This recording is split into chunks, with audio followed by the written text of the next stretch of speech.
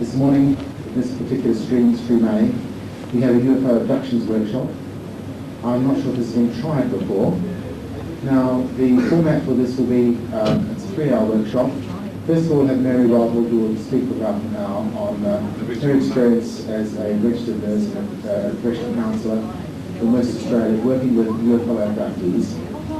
Then we'll have a short break, just so that you don't all sort of sleep or die or something like that. And then we'll come back and there'll be a panel of about 5 or 6 people who all work with abductees in different parts of Australia. They will get up and give sort of a short promo or whatever it is about what they do in their particular state, tell you what's going on there. There'll be questions from the floor, from people in the audience, at any of these times, probably at the end of the session. And then after the second hour, there'll be another short break, and then we'll get back together for a third hour, where the material will throw things open to the people on the floor. Questions from the floor. Now, this session is being videoed, but I would like to point out to people that the camera will be focused at all times front of house.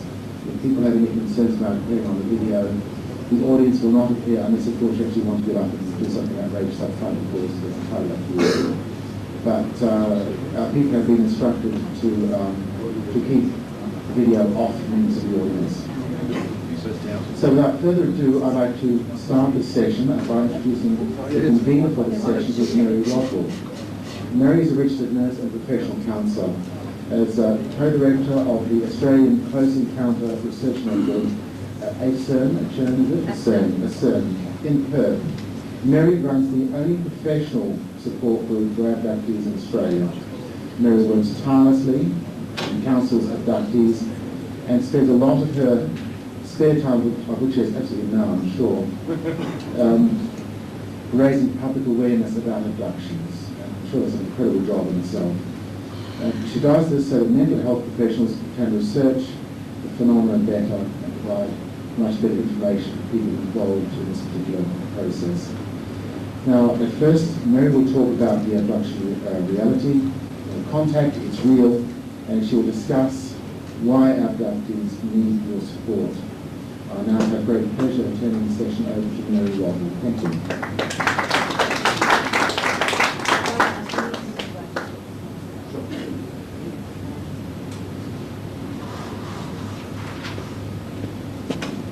Good morning. Thank you, Brian, and thank you all the committee here at U4 for inviting me over from Perth to speak to you today. It's wonderful to have the chance to meet all the researchers and therapists and people involved in the research over here. It's particularly important, I think, now for us to get together and network and share our experiences and our information, because this is the only way we'll get any credibility out there. Before I start, I did want actually to show you some slides, because that's actually the beginning of my talk, Brian. So if I can actually just start with the slides first. Is that them? Yes, if you just put them through.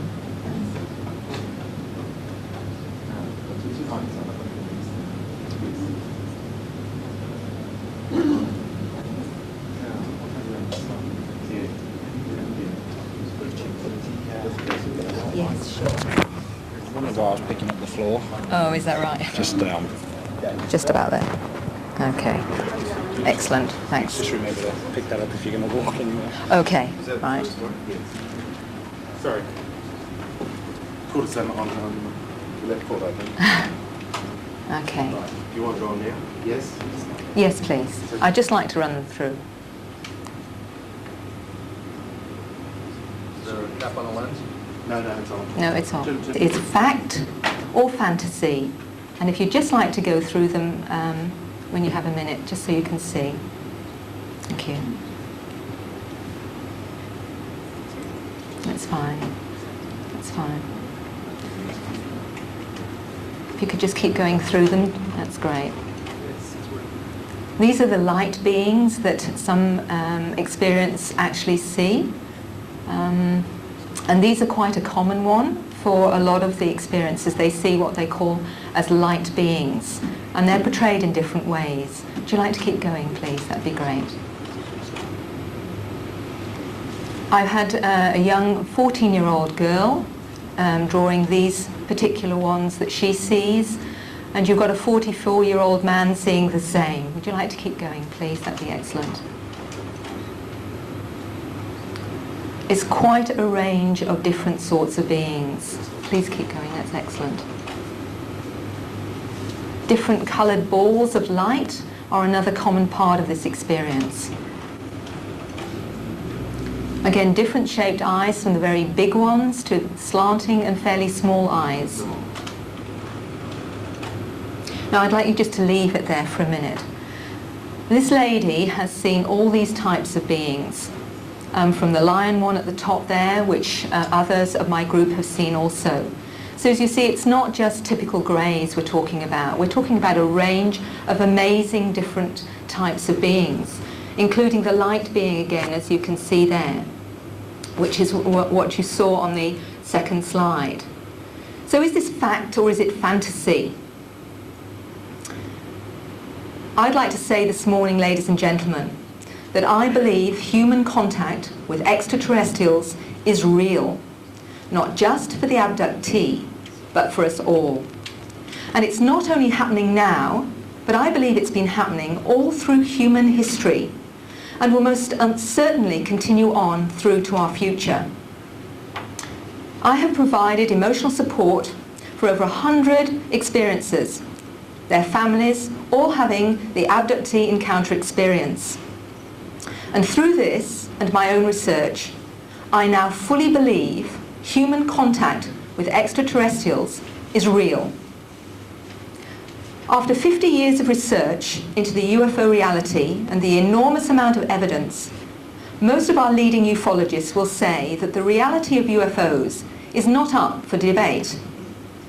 For those that say they don't believe in UFOs, then they are simply uninformed. It would therefore be illogical to say UFOs are real and then dismiss the obvious conclusion that someone or something may actually be flying them. And if it isn't us, then who is it? It's a very short step to wondering whoever is flying them may actually occasionally want to have contact with us. Contact will be traumatic, especially if you've never heard about them in the first place, and more so if they ain't too pretty. I've never seen a UFO, and I have never had an abductee experience.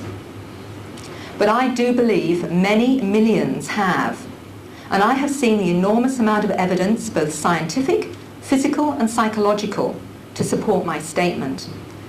And if you were here to hear Bob Marks talk about it, and also Matthew Fabluro yesterday, the statistics, and Brian Dickerson, you were hearing some amazing statistics which will actually explain where I'm coming from in a minute. I would like to take you on a brief personal journey through my process to this conclusion, and why I believe it's so important to say why I believe and accept this paradigm as a reality for all of us, and why I believe it's so important to acknowledge it as a real experience, because we're never going to get society to take it seriously if we play games with words and sit on the proverbial fence. The phrase, well, I believe it's their reality, or it's certainly valid for them, it's like saying about someone who's been raped, well, yes, I believe they've been raped. We ask the abductee to acknowledge this, and then we are too uncomfortable to do it ourselves. How can an abductee learn to trust their reality if we don't trust it or believe it? And if you're still uncertain as to its reality, then perhaps I can demonstrate why I believe them, and why I believe it's so important to honour this as a reality. Because until we can, then the abductee will continue to doubt their sanity, as will the general community. Listening and honouring of their experience will support the abductee through their confusion and the process that leads them from fear to integration and healing. A process I call Contact, the Chrysalis for Change.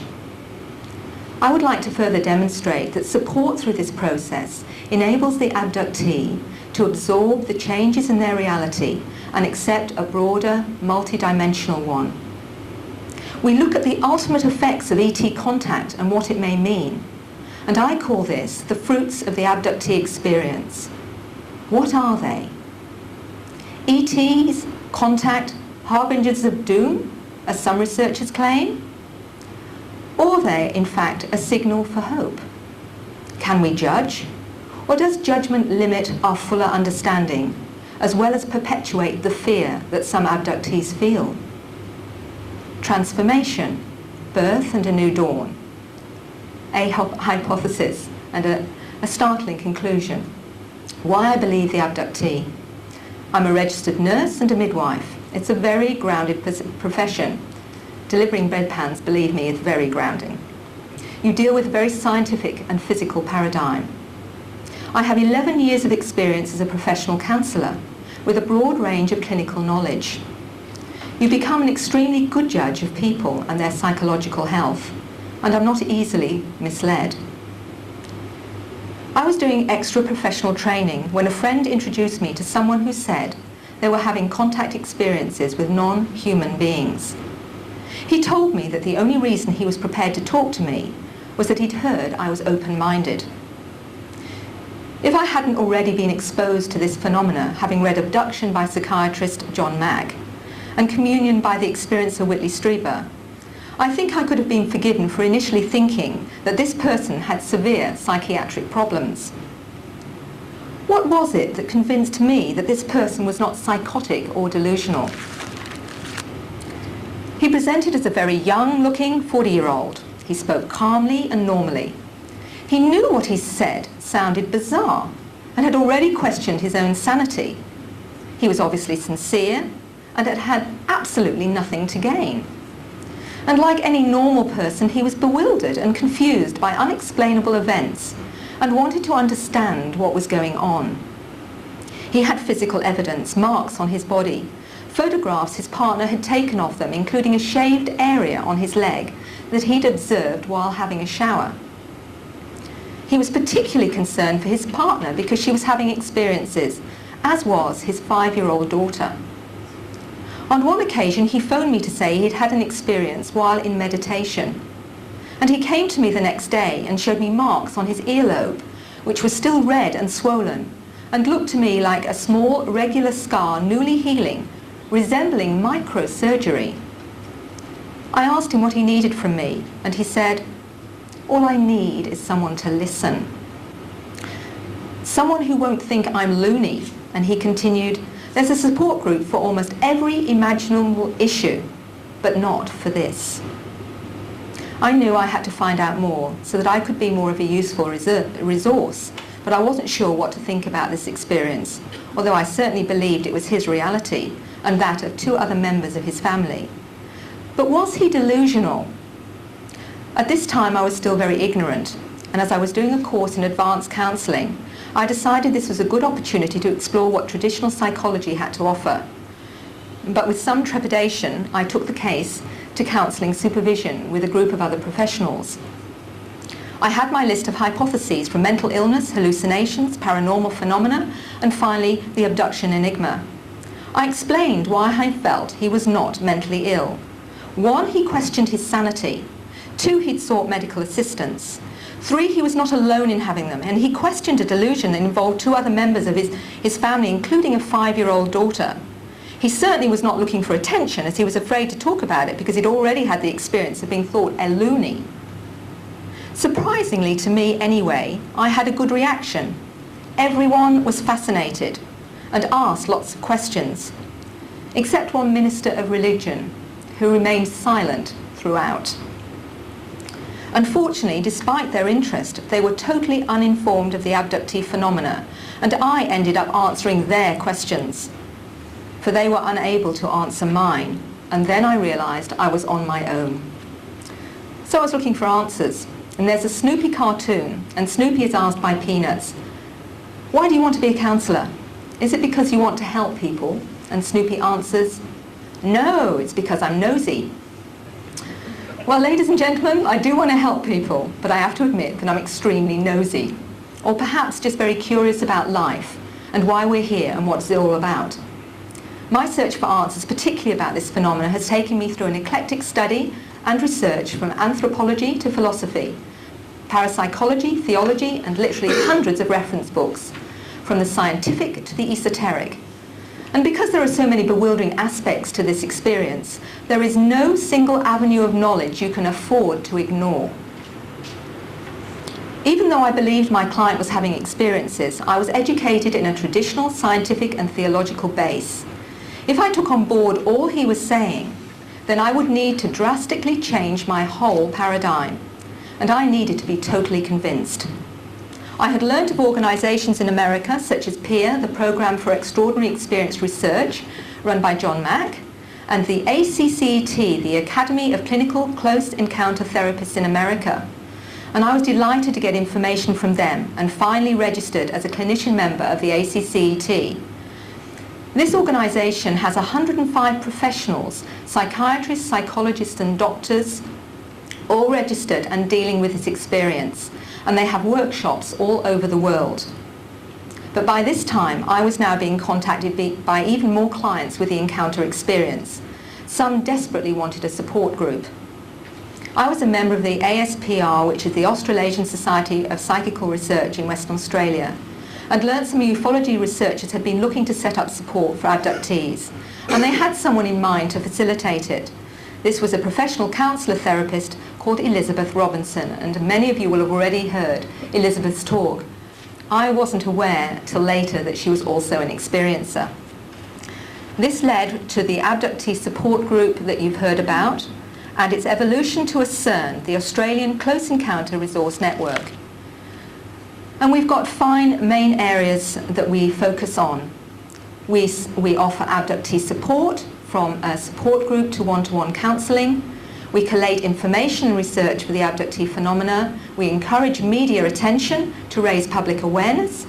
We want a register of qualified professional counsellor therapists and a network with ufology organisations nationally and internationally. After being introduced to Elizabeth 2 years ago, from this auspicious meeting, my world changed for good.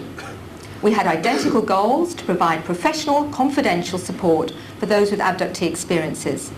We advertised the support group and had many inquiries, but we evaluated the appropriateness for the group, because if someone is really severely traumatised, they are not ready to start sharing with other experiences. It's even the biggest of, it is traumatic enough to even talk to one other person, let alone a group of people who are having this experience. So initially we'd do one-to-one counselling until they were ready.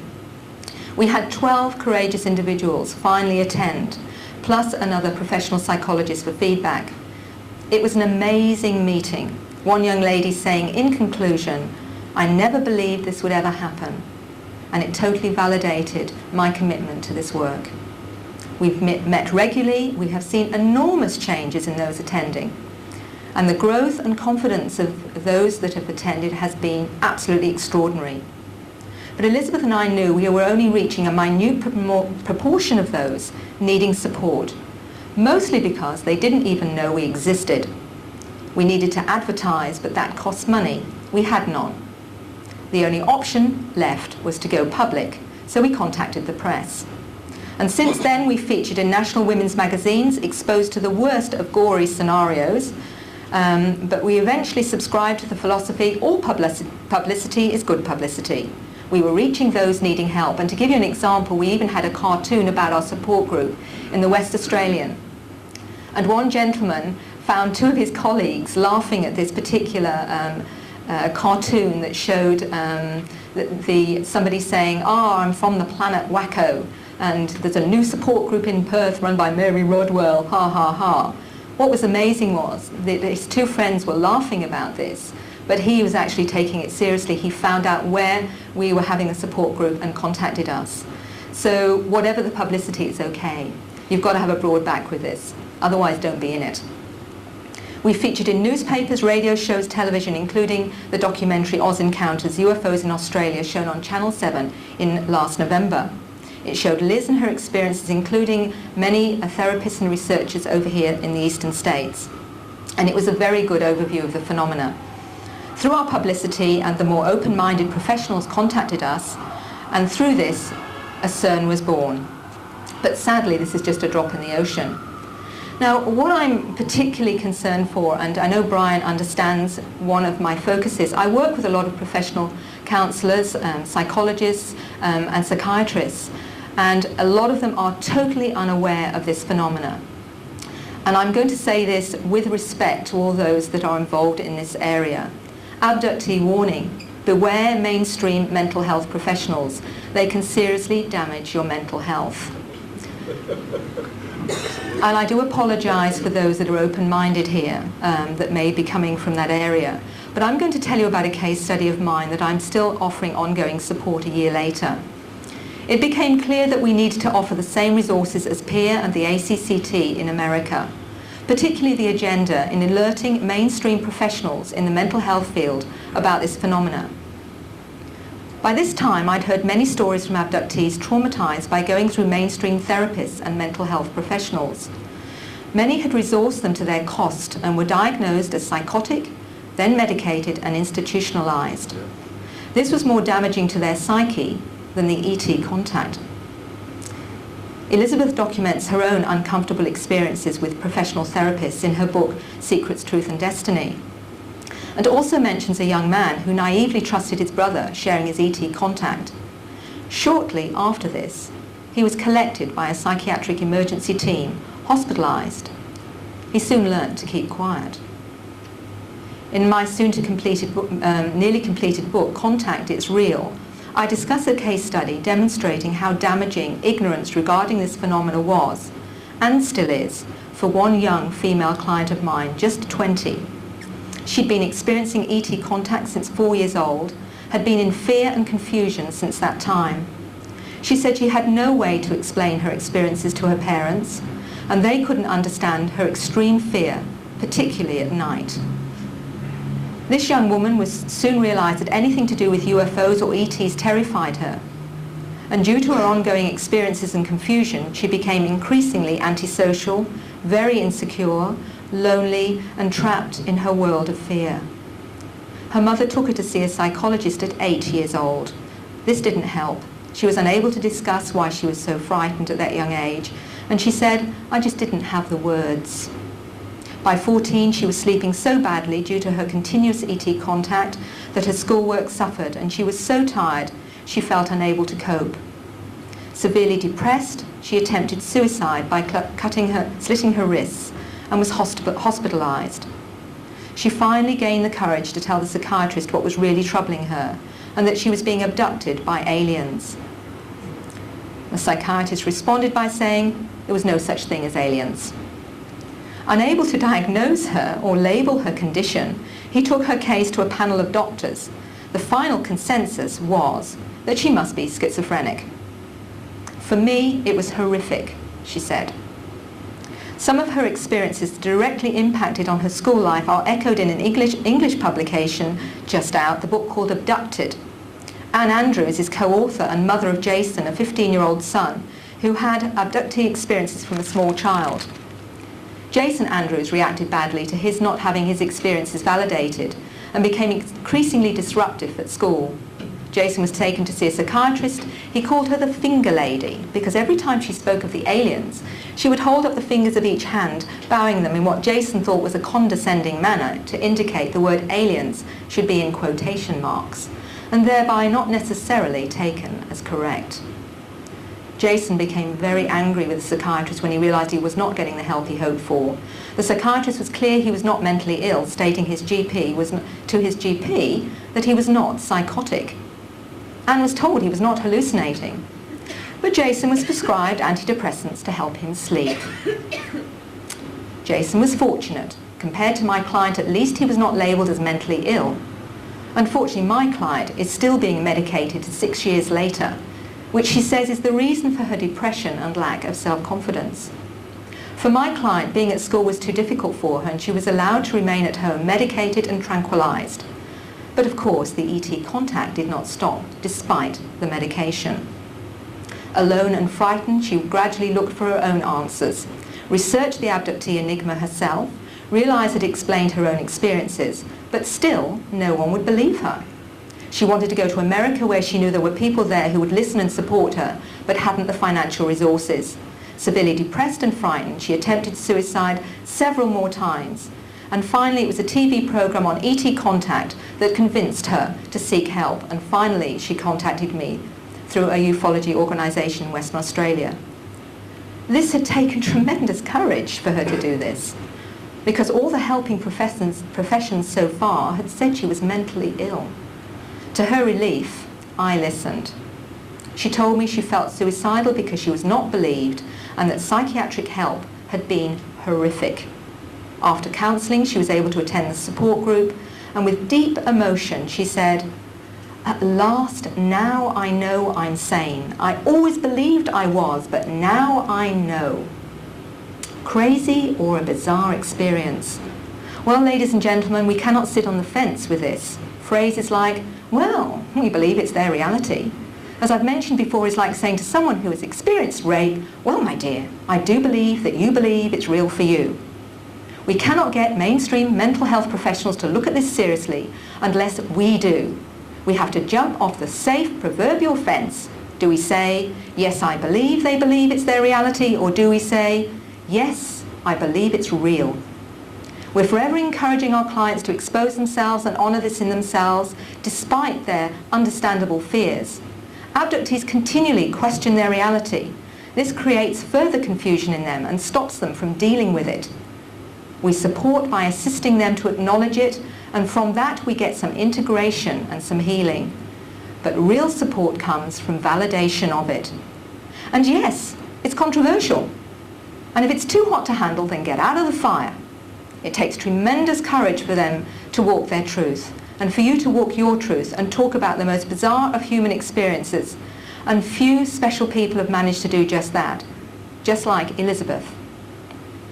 But if you still need to be convinced, let's look at the evidence. And could I have the overhead, please? The first one. Right. The facts. Millions of people from all cultures, belief systems throughout the world are having this experience. The facts. It affects all age groups, some as young or as 2 and 3 years old. More facts. It has very real physical aspects to it in the form of scars, marks, bruises and skin rashes. More facts. It has often emotional trauma associated with it, sometimes severe, called post-traumatic stress disorder. This will not occur without real trauma. More facts. It affects animals and plants, will affect changes in soil and material objects. It produces anomalies in the body, such as implanted objects, often visible on X-ray, and some of which have been removed by surgery. More facts. Many individuals having the experience are found to be physically missing from their beds. Many individuals have missing time episodes, either when travelling or at home. Individuals have been known to be healed by ET contact. Look at the 100 documented healings by Preston Dennett, Wildflower Press. Many have been psychologically tested and found to have no psychopathology. There is transformation of the individual physically, emotionally, psychologically and spiritually. High sense perception, clairvoyance, telepathy, remote viewing abilities. Healing abilities from psychic surgery, energy work, hands-on healing. Transformation that changes the individual on all levels, ecologically sensitive, non-materialistic and spiritually orientated individuals who become aware of a greater, multidimensional reality. What mental illness does this? If this is some obscure mental psychosis, then I'm all for it. Let me have a dose. If therefore we're prepared to accept this as a reality, then what ways can we help those who experience it have the support that they need? How do we help them go from the fear place to the process of healing, integration, and a fulfilling life with their contact experience? Out of the 100+ people I've met with contact experience, perhaps only 23% have real trauma. Many abductees are amazingly integrated and happy, healthy human beings leading normal, fulfilling lives. So why is this? For some, it may be that they have not the more difficult traumatic memory recall that other individuals have. Some do not seem to have the same type of experiences that are traumatic, such as the medical procedures, for example. But some do have all of this. but have the ability to make sense of it through their own resources and become very integrated and accepted individuals that even enjoys the specialness of this experience and the gift of being aware of a greater reality. Perhaps I can give you an analogy. In terminal illness, I work with a lot of people in in hospice, dying with such things as cancer. You'd get one individual with cancer who would be angry, fearful, and really bitter, and saying, I don't know why this has happened to me, God must be evil, it's terrible, I can't understand it. And you'll get another individual with exactly the same prognosis who will say, it's been the most powerful trigger for transforming my priorities, and I wouldn't have changed a thing. What is the difference?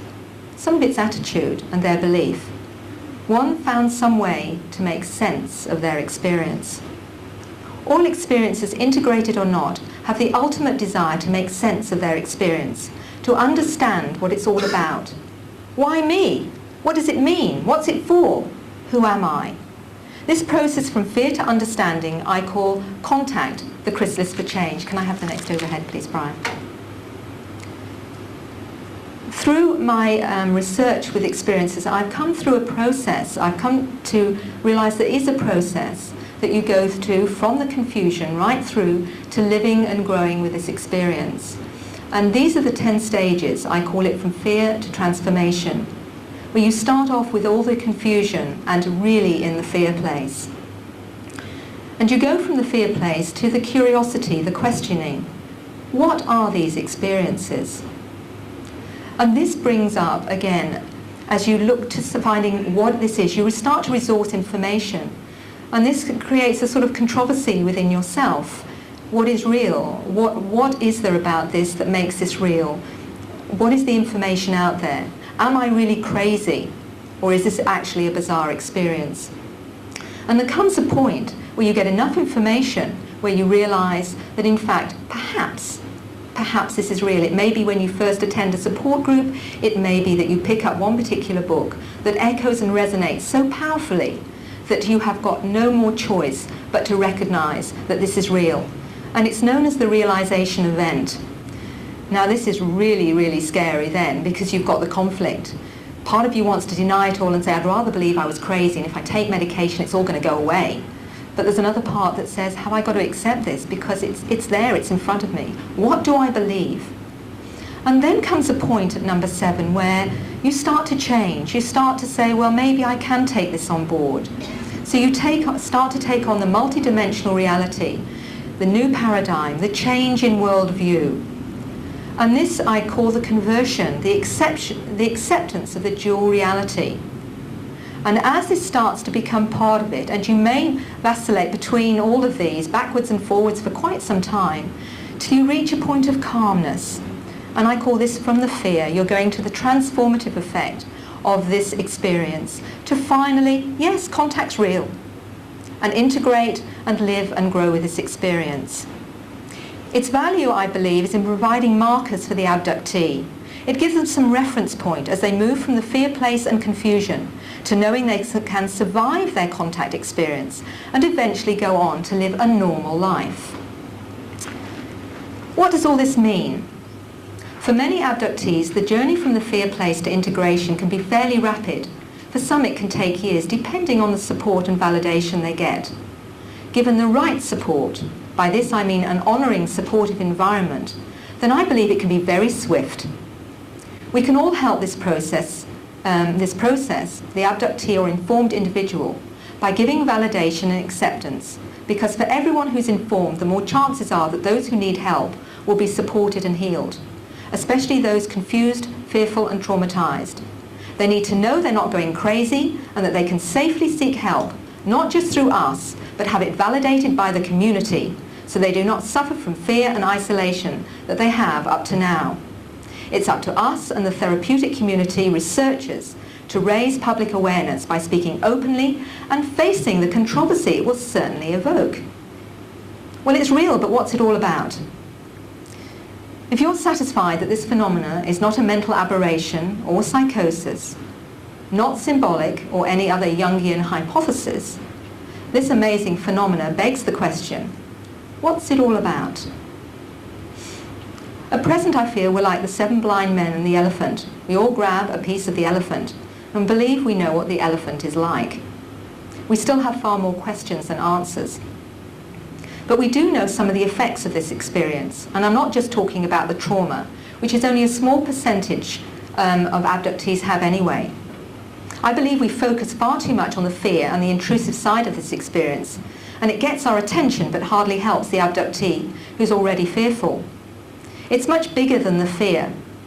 I feel we're like the 3-year-old who's taken to the doctor and thinks the doctor's as bad because he sticks the needle in his arm. The parents know that the needle is the vaccination that will stop him getting measles. It does not help the child to focus on the pain, but to tell the child why he's had the injection. To focus on the fear immobilizes rather than assists. If we can see through the process of fear to the transformation, the abductee can make sense of the fear, and this can change their attitude to it. And the final overhead, please, Brian. The effects of the abductee encounter experience. Let's look at these. We have got amazing healing abilities, telepathic abilities, precognition, that is sensing and being aware of future events, clairvoyance, clairaudience, seeing and hearing psychically the non-physical realm, remote viewing, like a conscious meditation, taking your consciousness to other past, present and future, spiritual awareness, a growing conscious awareness of environmental concerns, changes in values from materialism to a more spiritual base, dietary changes, often to vegetarianism, changes in lifestyle, simple and holistic, changes in beliefs, a new open paradigm encompassing a multidimensional reality. There's a quote in the Bible that says, "By their fruits you will know them." What's the fruits of the abductee experience? Is it good or bad? What do you think of them? Is this the work of evil ET beings manipulating us and whose agenda is to take over the world? It would seem a little illogical to give the future slaves increased abilities such as high sense perception, intuition, and healing skills if you want to manipulate them. If this was the case, it would make more sense to leave us alone, as we're already doing a pretty good job now trying to destroy ourselves and each other by our greed, violence, and materialism. But could it be that this contact means that we're in fact being assisted to open up our awareness to a greater reality and to grow up and finally take responsibility for ourselves, our planet, and each other? If you like the world the way it is, then perhaps you'll see this as a very distinct threat to all you know, and it certainly could be.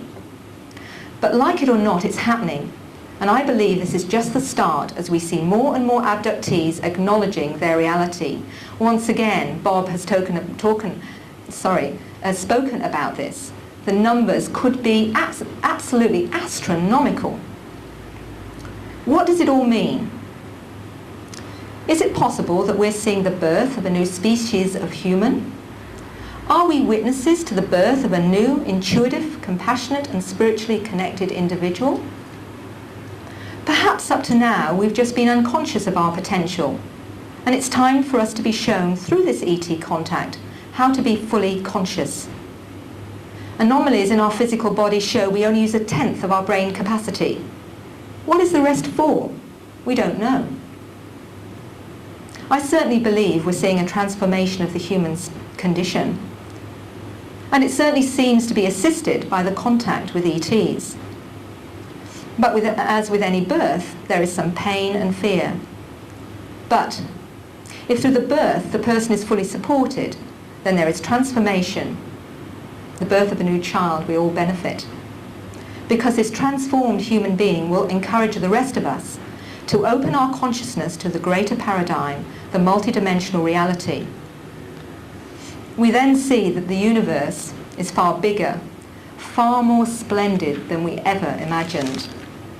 And in conclusion, whatever personal journey we are on and the many challenges we face, this phenomena changes and challenges us all, as it forces us to look at the bigger picture. And when on the surface of it, it looks as if we, as a race, may be headed for destruction, due to our careless and juvenile treatment of our Earth home? This enigma gives us reason for hope, I believe, because despite the fear that it can bring and the seemingly intrusive side of this phenomenon, the ultimate effect of this, for those who can integrate and accept it, is one of change and hope. And that is why it's even more important we should support and honour the abductee, as I believe they are pioneers of our evolution, and we are privileged, through them, to be witnesses to our own future. These are special people with vision and purpose. They are compassionate and dedicated to assisting their fellow humans to understand the richness of their world. They encourage us to explore a fuller understanding of our origins and our potential. And with this comes a more hopeful future, as we too transform through contact with them, as we must finally acknowledge them and their reality and say, contact is real. Thank you, ladies and gentlemen.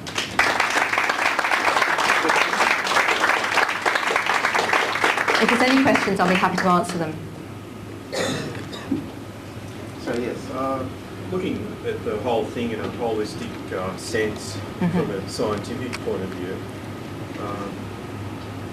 from most of the discussions we seem to be looking at the symptoms of the abduction experience.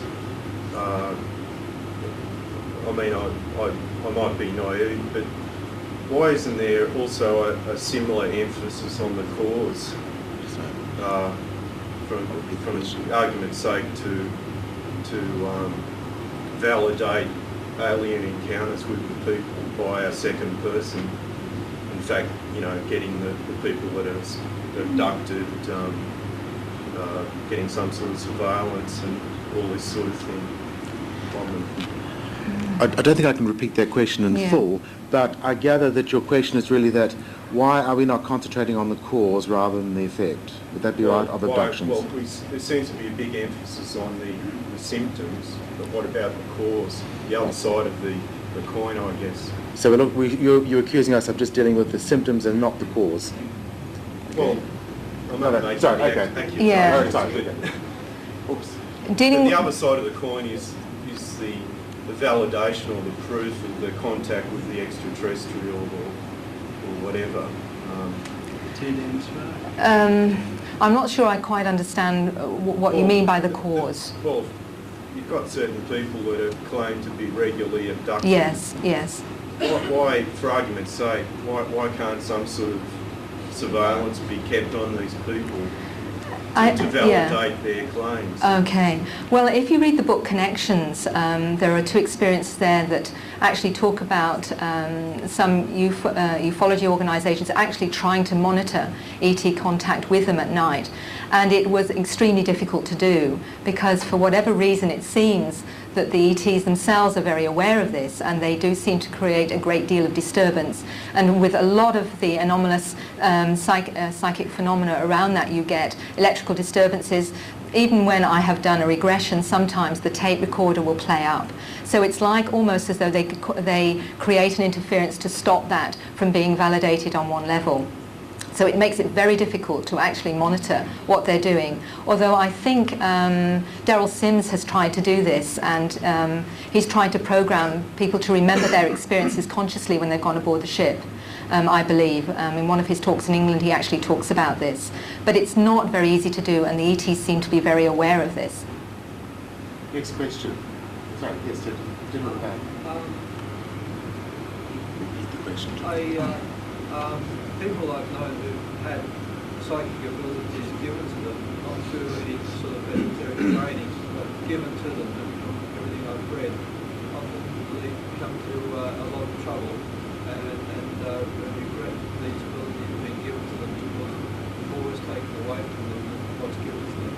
And, at first it seems, it's wonderful to have these abilities, but their lives become quite terrible, and lots of personal ability, personal freedoms, and their own will and other things seem to be taken away, and I've come to a lot of trouble, and there are some people I've known from what I've read end up presenting me regretting very much spontaneously being given these psychic What I'm hearing you say is that on one level, having these new abilities seems to be quite wonderful, but it does seem to have a downside in the sense that perhaps you have a difficult time with it, understanding it, dealing with it, and perhaps having it validated elsewhere.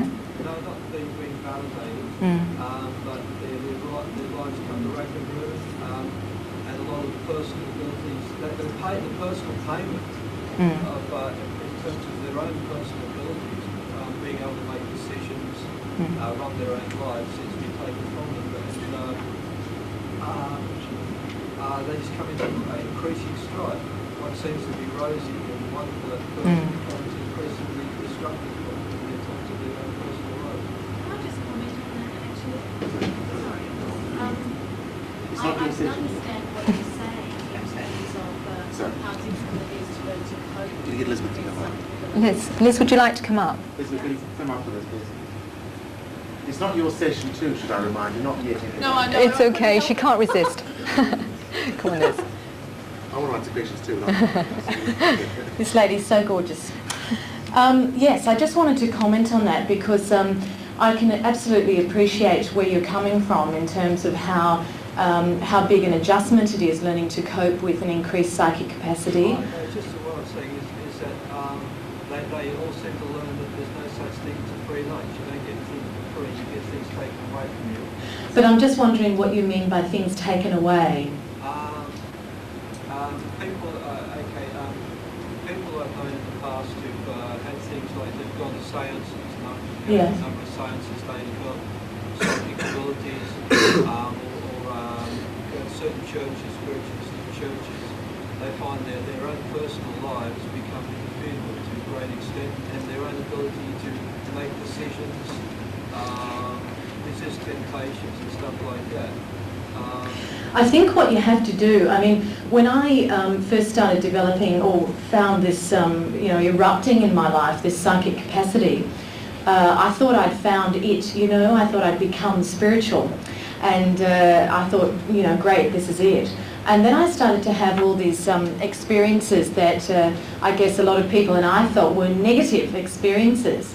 I had to learn that what was happening was that the junk and the debris from other lifetimes or from my childhood, all the ungroundedness within me had to be addressed. And that this was a manifestation, an outer manifestation. So from there, I just learned to look at every experience as a learning and growth, an opportunity for learning and growth. And I think, if you are ungrounded with it, and if you go into this, and we don't have a guidebook, that's the hardest thing. We don't have a guidebook on this. We don't have a lot of centres that we can go to say, what the hell is happening to me? Can you help me with it? So what I had to do, and I write about this in my book, is do the work on myself. And then this all stopped. It really did, the outer manifestations began to change. So, and Glenys wants to say something after that. I am a clairvoyant, I've been teaching for something like 25 years. I teach people to take personal responsibility for their own lives, and you'll find a majority of people that are having psychic problems are ungrounded. For the simple reason they go to people that have been in this work for 5 minutes and think they know everything. And then they lead these people up the garden path, and next thing, they become out of balance. You can't blame churches. It comes back to the responsibility of the people.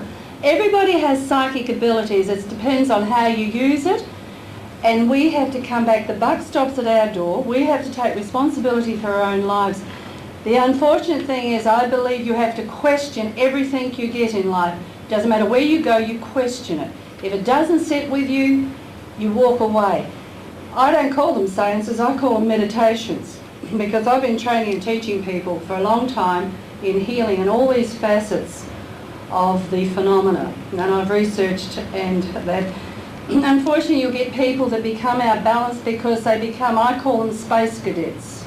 Because that's what they are. They live up here, they're not grounded. And I'm saying to you and suggest to your friends, go out and work in the garden, put your hands in cold water, take your shoes off, walk on the land, ground yourself. Because this is where a lot of people go to these things. All of a sudden they want to become psychic. They're working from their solar plexus, they're not working from their heart centre or the higher consciousness. And if you understand, this is where we're working from. We've got to work from the heart and the higher consciousness in all this work. But we have to ground ourselves. We've got to live in the now. Yeah, it seems to me what you're saying there is sort of like personal development and getting these things, okay, sort of like in the heart and the years. But these people, they're sort of like absolutely refuse to get involved in any of the things they were doing before because their lives have become so terrible.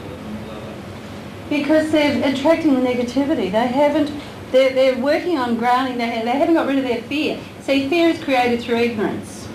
And once you learn to overcome your fear, there is nothing to fear. The power of the mind is the greatest tool we can have. No, sorry, things were happening to their life because we were distrusting. Yeah, I see what you mean. But look, I'm going to pass you over to this wonderful lady, but I just want to make a comment on that.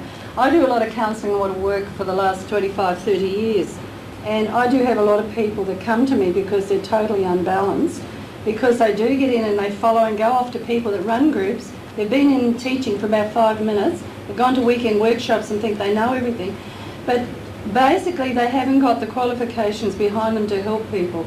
And I think people should be made aware that when they do get into this work, it's like putting a 6-year-old behind the wheel of a Mercedes-Benz and telling them to go out on the freeway and drive. And that's basically all this work is about. We need, working with qualified and professional people, I think it's important. Okay, thank you. Perhaps you can just say that nowadays we are trying to develop the sort of resources for those sorts of people, and with a bit of luck they'll have, so they should be able to deal with that much better in future. So next question please. Sorry, the gentleman. So have you considered that these beings might be something other than extraterrestrial? I mean, you have what else do you think? What could the beings? The question is, have you considered that these beings might be something other than extraterrestrial, and if so, what? I think that's a very valid and excellent question. There's no. It seems to be that we're looking with a multidimensional reality. We are looking at perhaps some parallel universes they're talking about. They're talking about lots of things that we have acknowledged from ancient folklore as well, such as elementals. Some of the ancient beings like Bigfoot and these types of beings that have been seen and never quite understood. I think there is probably a lot more life on our Earth than we're aware of, but we are not always sensing it or being aware of it. And there may even be, they say, life within the planet itself. I don't think you can shut down from any avenue of thought around this. But it's, again, we still haven't got enough answers around it, and certainly not the scientific tools yet to test where they're all coming from. Perhaps we'll just take one more question, then we'll have a break. We'll come back to the panel and have an opportunity to ask more questions later. It seems that the panel's already trying to get involved, so we probably need to get them up here as soon as possible, I think. Yes. The other thing is that, as I think we need to have a break too, I'll take one more question. Yes? Yeah, two more questions. Do you see in the future that we may have, certain people may have, say, meetings or sit in on meetings that you have, support group meetings for these abductees? Do you see that happening in the future? Sorry? Yeah.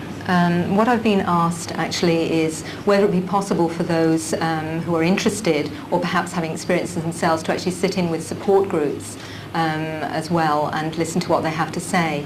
Now that's an interesting one, because when I first started with the support group, lots of interested researchers wanted to actually be able to sit in with our support group.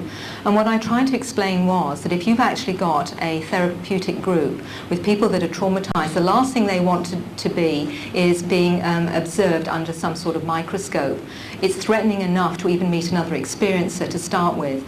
And it isn't appropriate for a therapeutic group. But I do think there's a value for groups that actually discuss their experiences in a different sort of way, and I think that is a very valuable way to go. I really see them as two distinct sorts of groups though, one that is for therapy, another one for sharing your understanding of this. Okay. So the last question from the lady at the back. So, yes. Yeah, I want to know, how do people, I know that you talk about transformation, but what happens when people have fearful experiences and it's very hard to transform? Can they maybe by a positive attitude? Is it possible to change in if you're in the fear place, I think it's very hard to see beyond that. One of the main ways of helping is through getting support and being able to talk about it. I think that's number one. Two is getting informed. The more you're informed, the more you're aware there's more to this than just the fear, that there are positive changes. And I think it's really important to look at the hope and the fact that you can get past that. That's one of the things I'm writing about in the book at the moment, is ways to get over the fear, different strategies that you can use to get past the fear so that you can start to move on and move yourself. But the most important one, I think, is getting support and getting your family to understand, or your friends, to find someone close to you that will be there while you're still in the fear place. Yeah, because the fear goes on. Each experience is a fearful one. Yes. That's why I think it's really important to inform, if you can, family or friends, someone who can be there during that time, because it's ongoing support then. Thank you very much. We'll now conclude this part of the session. I'm also involved in abduction research and support in New South Wales here in Sydney. Basically, many of you who will have been at my session yesterday will have heard what we do. We, at this stage, provide one-on-one buddy support for people who have had abduction experiences. That way we can provide a certain amount of support if we can, and if we need to. We can often refer people on to professional help if they require that.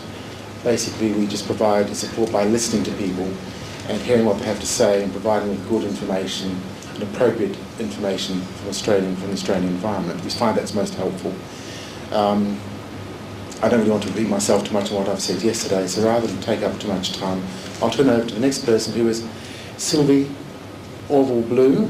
Sylvie runs a group called UFO Links, which is involved in providing support. She's particularly noted for her work with women and children. Sylvie, 5 minutes. 4 minutes, 5 minutes. 5. Good morning, I think. Yes, still good morning. I don't know what I'm going to say, really. With our group at UFO Links, we try to help women and children, specifically, I mean men too, naturally, but... Okay. Thanks. We try to help specifically women and children dealing with abduction experiences. It's been a very hard road really at the beginning, because there was a lot of stumbles along the way, and it's only we're getting somewhere by going by trial and errors really. With the abduction scenario, it's not always a good idea. A lot of people think that hypnotherapy is the best way to go. My own experience with people is there is other ways. It's not good for everybody. I feel that you can, by giving them support, like Mary was talking before, some people will integrate these experiences with their lives, and then over the years, with the people that have had experiences before, we stay in contact with them, and then when new people come over, these people would actually come together, and I find the same thing again as Mary said before, that the nicest thing is people coming and saying, oh my God, I can really talk about it and somebody believes me. So irrelevant what is the experience and why it's, I think people have got different views on it. The most important thing is that somebody listens to these people. I also have horrifying stories about people. One of my very young, I think she was about 24 then, with 2 children who got my number through, I don't even know who she got it from. She rang me and she was about to be taken to a psychiatric home. 2 people were going to look after her children, and she was going in for a month's psychiatric assessment. 2 days later. I mean, that's quite frightening when you hear that there's nothing wrong with this lady, and I'm happy to say she's very happy now, you know, with her life and everything. So long process, a lot of trial and errors, but support group and a one-to-one really help, like Brian said, is very important. Thank you. I try and hit you. You want that? Yes. Oops, thank you. Thank you very much. Now, our next person will be Matthew Favaloro. Matthew, tell us the story of your life. You want the story of my life? You enjoying yourself? Any abductees here in the audience? Can I go with you next time? I'd love to see a UFO. My name is Matthew Favaloro. I'm a clinical hypnotherapist and counsellor, and I'm one of the members of Australia UFO Encounters, and we're on the web, alternatives.com.au. You can find us through that. And it's a good plug. And contrary to other people, I believe hypnotherapy is a valuable asset to the UFO abductee, simply because I'm a hypnotherapist and a counsellor. And I've found that what I have, me and my colleagues have worked out in the way of dealing with abductees works. It works therapeutically, it works with retrieval of information, and it works with this gigantic jigsaw puzzle that we have before us. And, you know, I see so many divisions with not so much the UFO phenomena, but with people trying to come to terms with it or understand it. And there's so many ways to help you. It almost reminds me of New Age, you know, where everything's holistic. Anyone who go to holistic practitioners and say iridology is the answer? No, forget that. Try naturopathy. No, forget that. And they've got all these little different segments that know how to help you. And they lose the function of being holistic, which means to be whole and complete. So what Australia UFO Encounters does, me and my colleagues, is we are not really an organisation. We are not really a support group. What are we? We want to tag ourselves onto the UFO organisations and the support groups and be available as professionals in New South Wales and Australia-wide to help the UFO abductee. So it worries me when I hear people say, oh, hypnosis is not the way to go. It's my pet love, hypnosis, and it's not done from the hip. And I love helping abductees, especially when they're the more traumatised, the better. And I know I'm joking, but when the person becomes traumatised, I can hear Brian going, cut, off. I didn't know it was that operation time.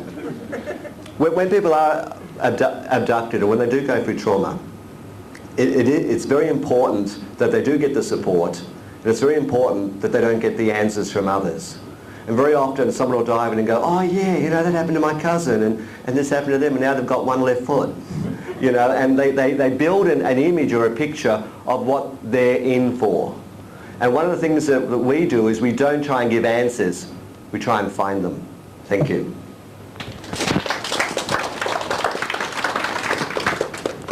Thank you. That was the politically dubious Matthew Favaloro. Elizabeth Robinson, would you like to say something for 5 minutes? 5 minutes. It's very difficult. Thank you. Oh, We'll it's a duet. duet. Go for it, mate. I think probably most of you were at my talk yesterday. I have a Bachelor of Social Work degree from the University of New South Wales in Sydney. I'm in private practice in Perth, and I work with people who have this experience, but more so I actually work with people from, you know, who are experiencing all sorts of transformation in their life, from paranormal experiences, people who are having, you know, challenges in their life, in their job, or in their relationships. Mary and I both co-facilitate the support group, which has been running now for about 18 months. About 18 months. Yeah. And I guess one of the most popular comments of people who come to the support group is that finally they've found somewhere allowing and somewhere that is non-judgmental and non-threatening. And I think in comparison to what's already been said, the belief system that Mary and I work upon, or work from, is that people have the answers within them, and that we're only there to facilitate that discovery process. So, and we find, you know, both coming from a clinical training and clinical background, you know, to honour that source of wisdom within is the most empowering way to work. And it's certainly been very effective and very powerful in our support group. Hold on.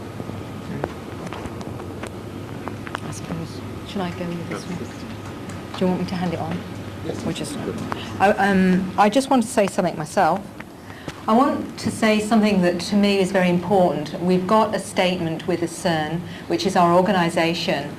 And the CERN honours all realities, and that doesn't mean just the abductee reality. It's about all the realities that most of us experience, but sometimes are fearful of not being honoured by other people. And I think in this work, that's really important, that you have no boundaries in what you're honouring, so that no particular set paradigm of your own, because you cannot assist people with this multidimensional reality unless you honour whatever it is that they may be aware of. And I think this is particularly important, that you keep an open mind with all of this. And to be honest, however I thought my boundaries were pretty broad, I have still been challenged time and time again, and I wonder how much more I can be stretched. And whenever I think I finally got there, someone else comes along and I'm right out there again. There is no firm ground with this. So if you're part of this, you have to be aware, no firm ground, you go with whatever happens, because that is the only way that person can get a sense of what has meaning for them. And I think this is the particular thing that I want to be very aware of. We come from a clinical background, we come from a professional background, but we also know that professional psychology and psychiatry has not got any parameter for this.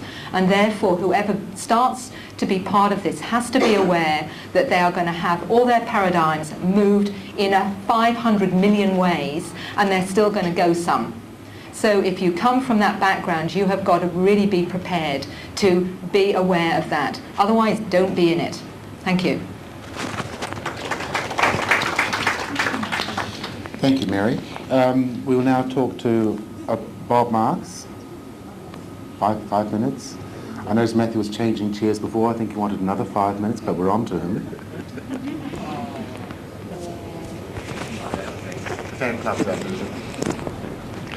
Good day. I work closely with Matt and other people, but I guess the image that comes to mind most is I was in a room full of abductees once, and I was talking with them, and they said, well, what do you think, Bob? What do you think it is? What does it mean? What's the ideas of it? What's the reality? Is it good, bad, indifferent? Where's my fear? Where's my transformation? What does it all mean? And I sort of bowed my head and, well, how do you answer that question? Because that's what I'm trying to find out, what it all means. And I came up with an image that they seem to understand. I hope you understand it. I said, and I've never seen a UFO, and I've never been abducted to my knowledge. I said, I feel like a virgin discussing sex. And I'm trying to find out what it all means by listening to everybody else. And maybe, for worse or for better, I will be abducted and find out what it means myself. Thank you.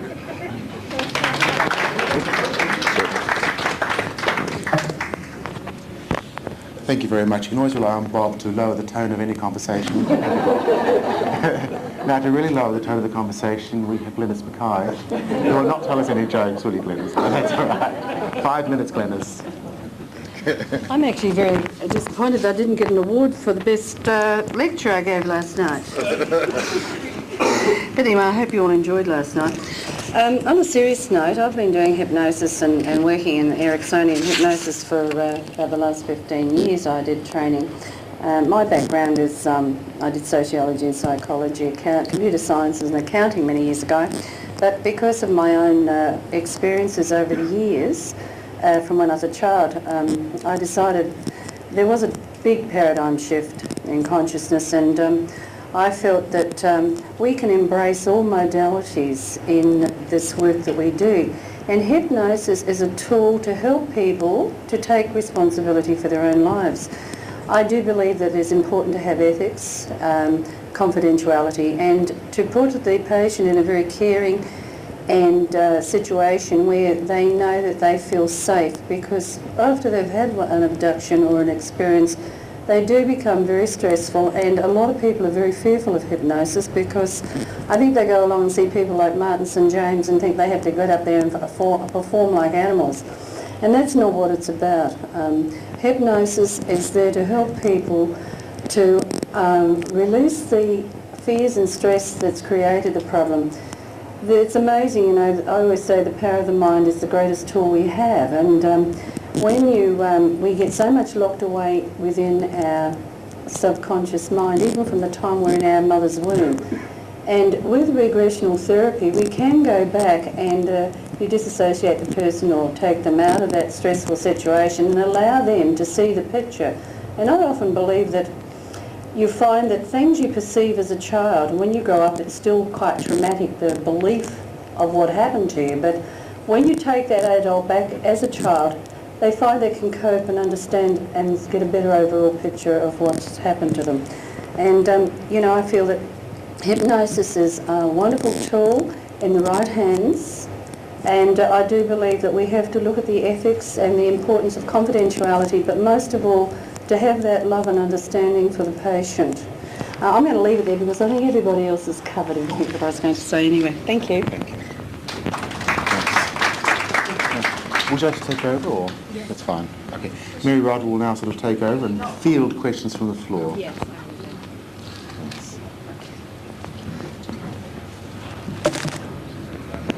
Well, you've got some idea of where we're all coming from now.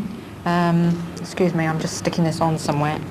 If I can now just, again, introduce the panel to you, you know where they're all coming from. Is there any questions from the floor now that you would like to address to any particular person? Yes.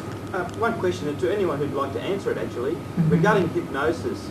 Now, many times a person who claims to have had an abduction experience, rather than seek out a researcher or someone first, will go to the bookstore and do quite a lot of reading on the subject about particular cases, a lot of reading, a lot of video material. By the time they come to yourselves and go under hypnosis, how much of that, you know the question already, I know, how much of that, or can you distinguish between what really happened and what was put into his or her mind? Who do you want? Matthew wants to answer this one. Matthew, off you go. Stick on your bits and pieces.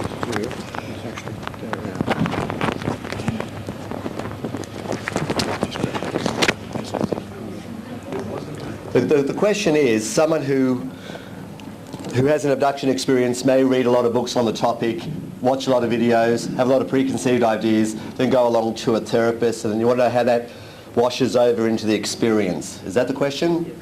Well, it doesn't. Because what I found and what Bob has found, and when we've got them in the chair hypnotised, and we ask them about their experience, you're getting cathartic action, you're getting their experience, and we will mislead them purposely, trick them if you will, to see if we can lead them away into fantasy, into imagination, into a collective creating of an experience. And every time we try to do that, the person says, no, that wasn't true, that's not right, and they go straight back to what their experience is, time and time again. And what Robert and I do is we may see a person 20, 30 times, and then we'll go back and to the original abduction and question them again months later to see if there's any changes. See, you know, Robert and I are really terrible. We're like detectives. And when we get someone in the chair, you know, we want to know what's going on. And we will question them to the nth degree. And we do, the abductee knows what's created, what's not, what's real, what's not. And every time we question them, they'll stick to the experience, full stop. Almost like a script. And let me just explain that. When you have an experience that's so traumatic, there's no confabulation. And those that do confabulate, you usually get it on the first session, You know that they're confabulating, they're just wanting a lot of look at me, I've seen this or I've created that. And you can tell pretty quickly, but with the real experiences, they stick to it, you know, like glue. Thank you. Can I just add something? In doing the hypnosis, one of the secrets that Matt and I have found is to stick to the concrete. The room, the colors, the lights, what is exactly happening. Is somebody touching you? Who is touching you? How are they touching you? Can you see the person? Very concrete questions, you know. And if you do ask a leading question, it is the idea is to see if they changed their story, to make sure. So if you stick to the concrete at all stages, that grounds you and grounds them. Okay?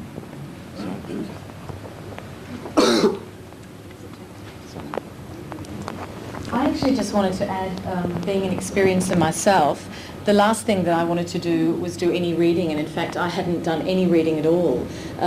When my experiences began to erupt again in 1992, someone suggested to me, a guy who owned a metaphysical bookstore in Perth, and you know, I said, God, these weird looking little beings are appearing in my house and so on and so forth, and he said, well, perhaps you'd like to read this book. And he sort of forced me into buying Visitors Within, and anybody who's seen that book, it has an alien on the front.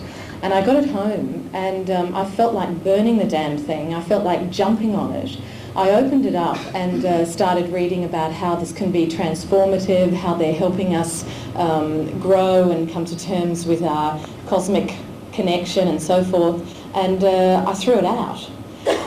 So for me, when I came to you know, to the point of hypnosis with John Carpenter, and then with these two guys, I love the expression, get them in the chair, Matthew. Sounds like the electric chair. When I came to that point, I really had very little understanding of what the experience was about. And in fact, after my hypnosis with these two guys, they said to me, which really struck me, I didn't like it, because afterwards they said, not only have you just this all correlate with what we've heard so many times before, but you've given us so much more detail than many people we've seen. And you know, it's so confronting to hear that. So I guess I just wanted to say that for me, I didn't do any reading, I didn't see anything, and yet you know, what I came up with correlated a lot, or very closely with many people throughout the world. So I think we can't continue to deny this when something like that occurs. Yes, dear. Thank you. I think this would be a good point, time for me to say there is a distinct difference in focus between a researcher and a therapist. The researcher wants to look for detail, wants to look at the scientific protocols, wants evidence. The therapist is looking at emotional support. We're not there to prove anything. We're there to support the experiencer in whatever their reality is. And so there's a really distinct focus between the two of them. And it's important for anyone having experiences, if you're going to a researcher, they're not trained necessarily. I mean, you get a few that are trained, but mostly they're trained for research. They're trained to look at the scientific protocols. If you want emotional support, they're not necessarily going to be trained to give it to you. And many experiencers get very disappointed because they don't get that support. But it's unrealistic. Why should a researcher necessarily be trained in emotional support? So it's important, I think, for us to be clear what we can offer, where we're coming from, and what is our important focus.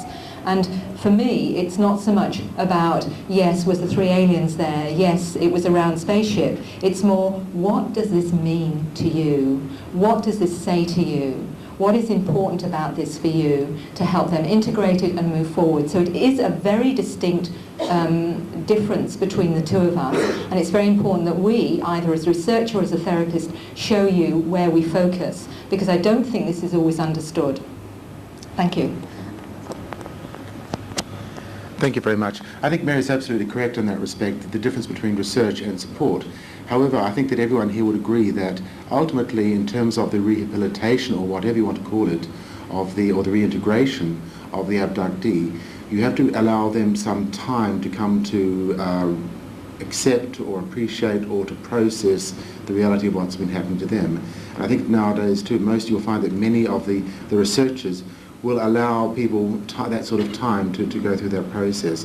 One of the ways around it, obviously, is for us to offer people alternatives when they come to us to say, look, okay, my emphasis may be on research or my emphasis may be on support, but you may in fact wish to talk to someone else who may be able to help you further. It very much depends on where the person wants to go and where they want to take it. Thank you.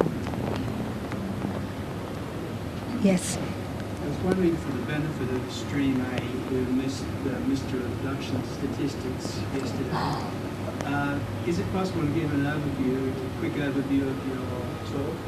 Documents available. The documents available in the foyer for $2. Do you want? Sorry. It's not that I'm agreeing, but I think it'll take away from the focus of what we're doing here. Basically, the general thing was that the numbers that we're talking about of people abducted and abductions per person is vast. Millions, tens of millions, maybe hundreds of millions of people involved every year. And the program is vast, and whatever purposes they have, it's their purposes, because they wouldn't invest this amount of time, material, and whatnot in this program unless it was for their agenda. Now, their agenda may be to help us or transform us. Nobody's disputing that. I don't know. But it's certainly their agenda. It's not our agenda. And the hope is that they coincide. Is that fair summary quickly? I mean, okay. In the foyer, $2. UFO conveyor belt. Buy it now. Sorry, just after that commercial break, my particular aspect yesterday too was to look at trying to provide figures for us just for New South Wales, and we believe there's somewhere between 120,000 and about 500,000 people who've had these kinds of experiences in New South Wales alone. Most of them don't know it. That's just some statistics from overseas and the kind of supporting evidence we're now gathering for that. So the problem is vast. Most people, as I say, don't know about it. And many of us just tend to deal with what we call the trauma window. The people we get are those who are most traumatized by the whole process. So, I said too much. Yes. That's the research side of it. Yes. Okay, the lady over here. Yes, a question to anyone who deals with the preschool-age children. I'm very interested to know, with regard to their limited expressive language but their greater capacity for receptive language, obviously you'll be using limited language and drawing. What other play therapy do you use with children? What objects do you use with them in play therapy? Do you use it? And how successful is it? Okay, so the question is, how would we approach any young child traumatized or at least aware of non-human beings visiting them from 3 or 4 years old, and what sort of methodology? Elizabeth, would you like to?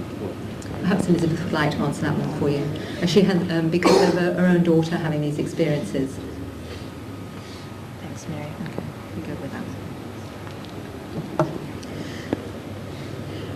The only experience that I've really had was with my own daughter.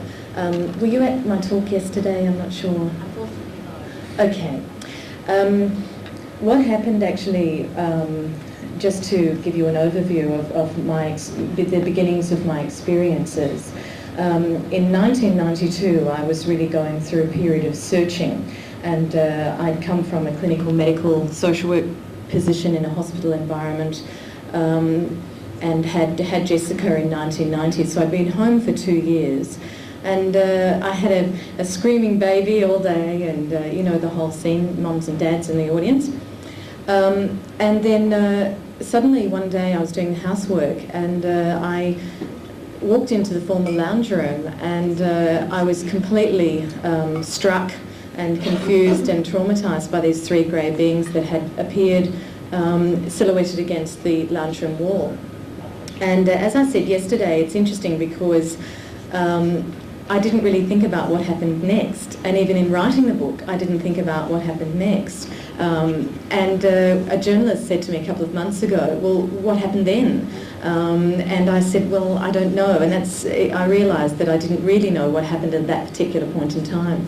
But several weeks later, I mean, I began to get very fearful of the dark and so forth. Didn't mention any of this to Jessica. Jessica was very verbal, though very verbally expressive. She started to talk at 9 months old. By 18 months, she could count to 14, 15. So by 2.5, we could converse very well together. And she came to me one morning and she said, oh, Mummy, I had a visitor last night. And I said, well, you know, who was it? And I thought she was confabulating. And she said, a lady with no hair and a big head and no clothes on. And she took me up and out the window and up and gave me something to eat, and we came back down. And I was completely horrified and shocked and so on and so forth. And that was okay. I mean, I said to her, well, that's interesting, you know, and just chatted to her and normalised the experience and how did you feel about it. And then later on that day, we were in my office, which was at home, and she was helping me clean up. And I walked out for probably about a minute and a half, and came back in, and there was a drawing, which I showed yesterday, that I know she didn't do because her fine motor skills were not developed enough. And she's taken after Mummy in the drawing stakes. You know, she's not a very good artist, but very, you know, advanced with her skills in art or drawing. So I was profoundly shocked by this, and I said, well, what are these? And she said the eyes, and I said, what is this? And she said the head. And I said, well, what's this on the outside? And she'd drawn a line around the outside. And she said, that's the silver. And at the time, I was just so shocked. And I said, oh, well, that's a very nice drawing. And I normalised it and tried to cover my profound shock. But throughout the years, and I write a lot about Jessica in my book, you know, at 4 years old, I'd seen John Mack on the Oprah show. And I was writing to one of the experiencers who I felt very connected with. And Jessica said to me, well, who are you writing to? And I said to her, I felt very compelled to be honest with her, actually. And I said to her, well, remember, I don't know whether you remember when you were 2, and you said to me, you talked to me about the visitor that came with the big eyes and no hair. And she looked at me and she knew exactly what I was talking about. And she said, I don't want to talk about their mummy. And I said, well, why not? And she said, because they scare me. And I said, well, you know, I don't want to scare you, and if you don't want to talk about it, that's okay. And she sort of looked like, you know, there could have been a possibility, and because by that stage I was so elated that someone was going to validate this experience for me that I wanted to explore it a bit further. And I said, well, you know, you said, I don't know whether you remember, you said that you were taken up and into a room. I said, what did the other people look like that were there? And I thought that she might have said, well, they had big eyes too or whatever, and she said they looked scared. And all along, I mean, she's gone into the detail she's talked to me about. And I guess the very basis of therapeutic skills, allowing a space of, you know, being non-judgmental, allowing an environment just to listen.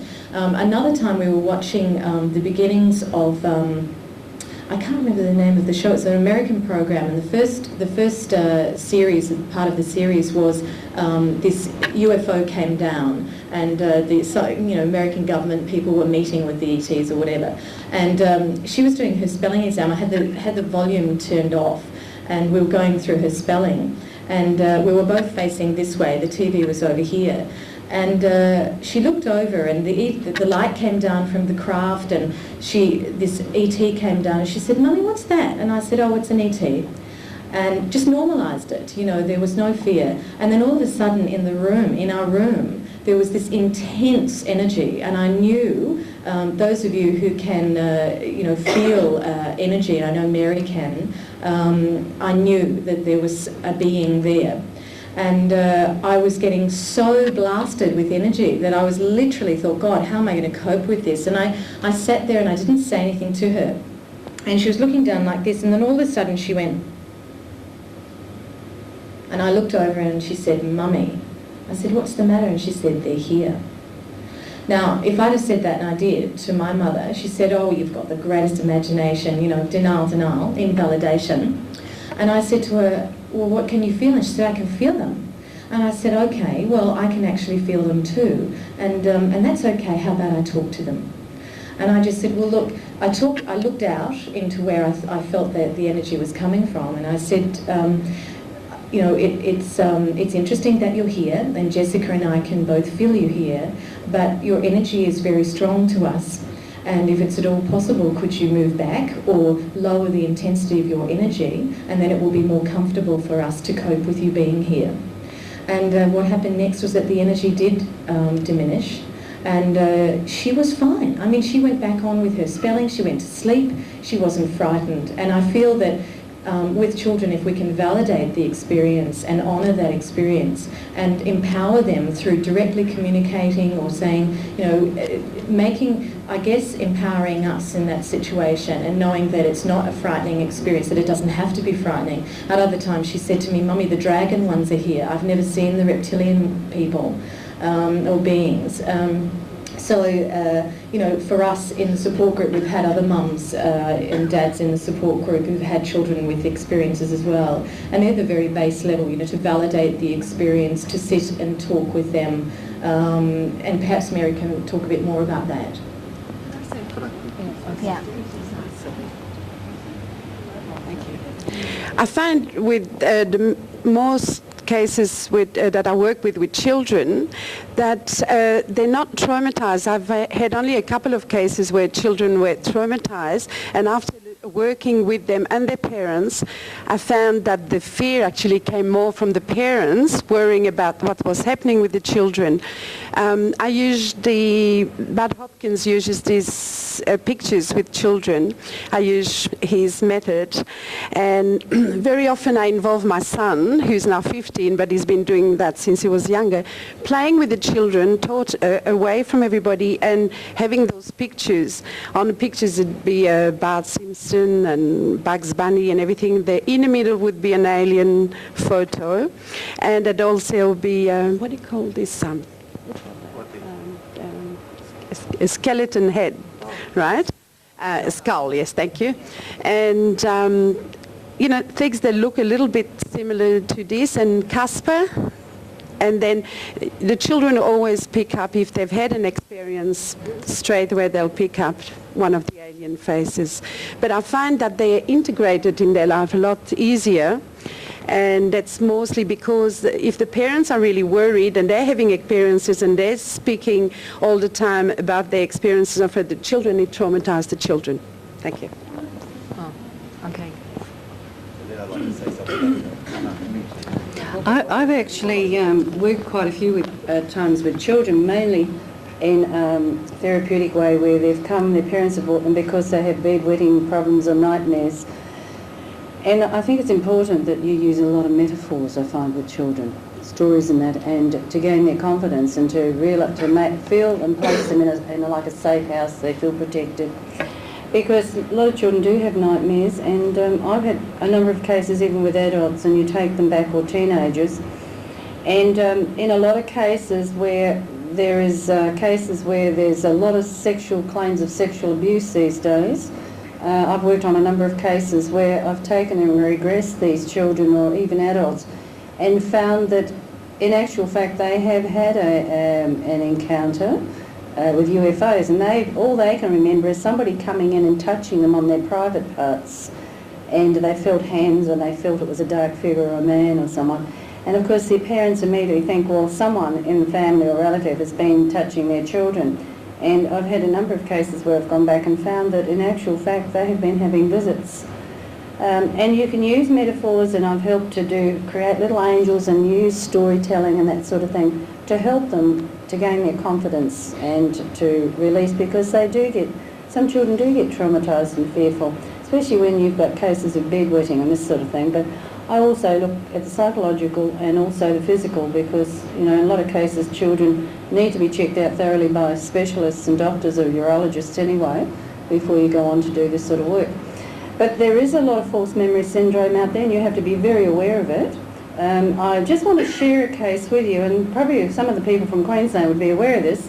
I had a lady that came to me who claimed that her father had sexually abused her over a number of years, and I took her back and regressed her. Now, she hadn't believed in any of this sort of thing of UFOs, and she had had an abduction experience. In fact, she'd had several. But she wasn't prepared to leave it at that, because she had a fixation in her mind that something had happened to her. And she went on to another therapist and told him that she'd been to me, and or told him. And you see, what you have to be careful as a therapist, you don't have to say a lot of cases where some therapists will say, oh yes, well I had another patient in here with similar experiences not long ago. So what you have to do, you cannot put suggestive thoughts in these people's minds and then take them back and they relive through false memory syndrome. So this is something as a therapist you have to be very, very careful of. But as far as I'm concerned, this woman did not have any she was not sexually abused as a child. She had actually had encounters, but because of her religious belief in that, she didn't believe, and so she went on further to quite a few other therapists until she found the right one who could say, yes, her father had sexually abused her. And it was rather sad because it broke up the whole family. But I just thought I'd like to pass that on. Thank you, Gladys. Now Matthew would like to have a word.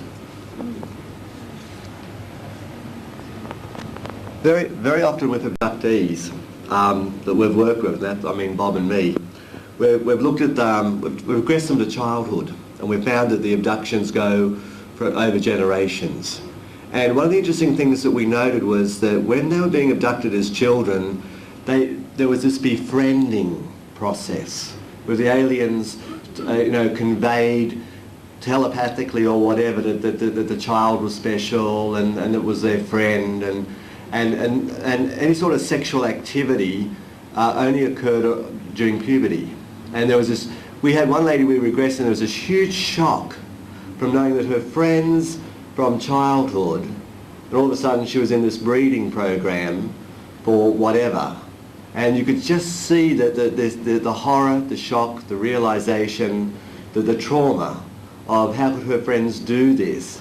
And actually her friend, she had one special ET friend who actually didn't actually do that, but said it was for the good of the greater whole. And we get this often that they're told it's for the good of the greater whole, and I kind of worry about ETs. I worry about this experience. Something so damn good, yet they're so covert. It's all in our good interest, yet they don't show themselves. Now I'm worried about this experience. You know, I have great respect for my colleagues in the field, and you'll find a lot of diversity and a lot of different opinions. But this sure hell worries me. Thank you. Sorry, I just want to say that when you're dealing with children, I always find that you have to talk to the adults or the parents at least as much, because basically with children, the parents are responsible for their well-being. And if the parents don't have the skills to deal with it, the child certainly won't. A lot of the fear I find that you get from children, or that comes through later from events that happened when someone was very young, come from the values that parents have sort of ended up imposing on the phenomenon for the child, that sort of thing. So you have to spend as much time with the parents as possible, getting them to understand what's going on and spending some time giving them the skills to deal with what's happening. But you also have to give those, as it were, them the support of knowing there's someone out there who can help them. So you have to do that, as far as I'm concerned. It's a very important aspect of the support side. Thanks. Can I just say something? There's a couple of things I'd like to say about this. I had a woman in her 50s tell me that she said to her mother when she was in her teen years, "Mum, somebody comes into my bedroom at night." And her mother responded, "Yes, I know, but we don't talk about it." And for the next 20 years, she didn't talk about it. Now, what we're seeing now is if someone has an experience and the parents do listen, the reason a lot of my clients are traumatized is because nobody listened. And we had also two other things I want to say about this. There was a 7-year-old girl, the mother was in fact an anthropologist, and she said her daughter was fine with the ET experiences. The only time she got frightened was when she was seeing things on the television about the nasty ETs. Then she started to get frightened. Up to then, she'd been fine. The one other thing I do want to say is that with children you have to be very creative. And even with all these different things that you can offer them, they can still be terrified. And I had an 11-year-old boy whose mother was very aware and very honouring of this experience. In fact, she was a wonderful lady. He couldn't have got a better mother to understand and to listen. But he got so terrified of his ET friend that he had all the lights in the house on every single night. She said it was costing me an absolute fortune, because she said we lit up the whole sky. It was ridiculous. And she said, "Mary, what am I going to do?" And by this time they'd done all the things about saying something wonderful and saying prayers to the angels, bringing them in, having the candles and all the rest. It didn't make any difference whatsoever. So I used the carrot. I said, "Why don't you say then that every night that you have maybe a light in the hall on instead of the one in the bedroom, that every night you do that, you get a special star, and at the end of the week, you get a special gift or present from Mum. And he thought that was amazing. Do you know, from that night onwards, he had the light in the hall and got so many presents he was chuffed to bits. He never needed all those lights again. So sometimes a carrot's a really good way to go, and it's amazing how effective, especially 11-year-old, it's a really effective way. So you have to be very creative. I'm not saying that will work with all, but it's often having that goal will help them, because now he realises he's okay with the light off. He's proved it now. He's safe. And I always say, and I always remind anyone who's having this experience, look, the next day, your arms are attached to your body, your head's still on your shoulders, you can still function. So whatever happens, it can't be that bad because you're still here. And I think this really helps to normalise it sometimes. Thank you. Mary, they'll always bring you back. Oh yes, the other phrase is they'll always bring you back, as far as we know. Anyway, thank you. Yes, Dudley.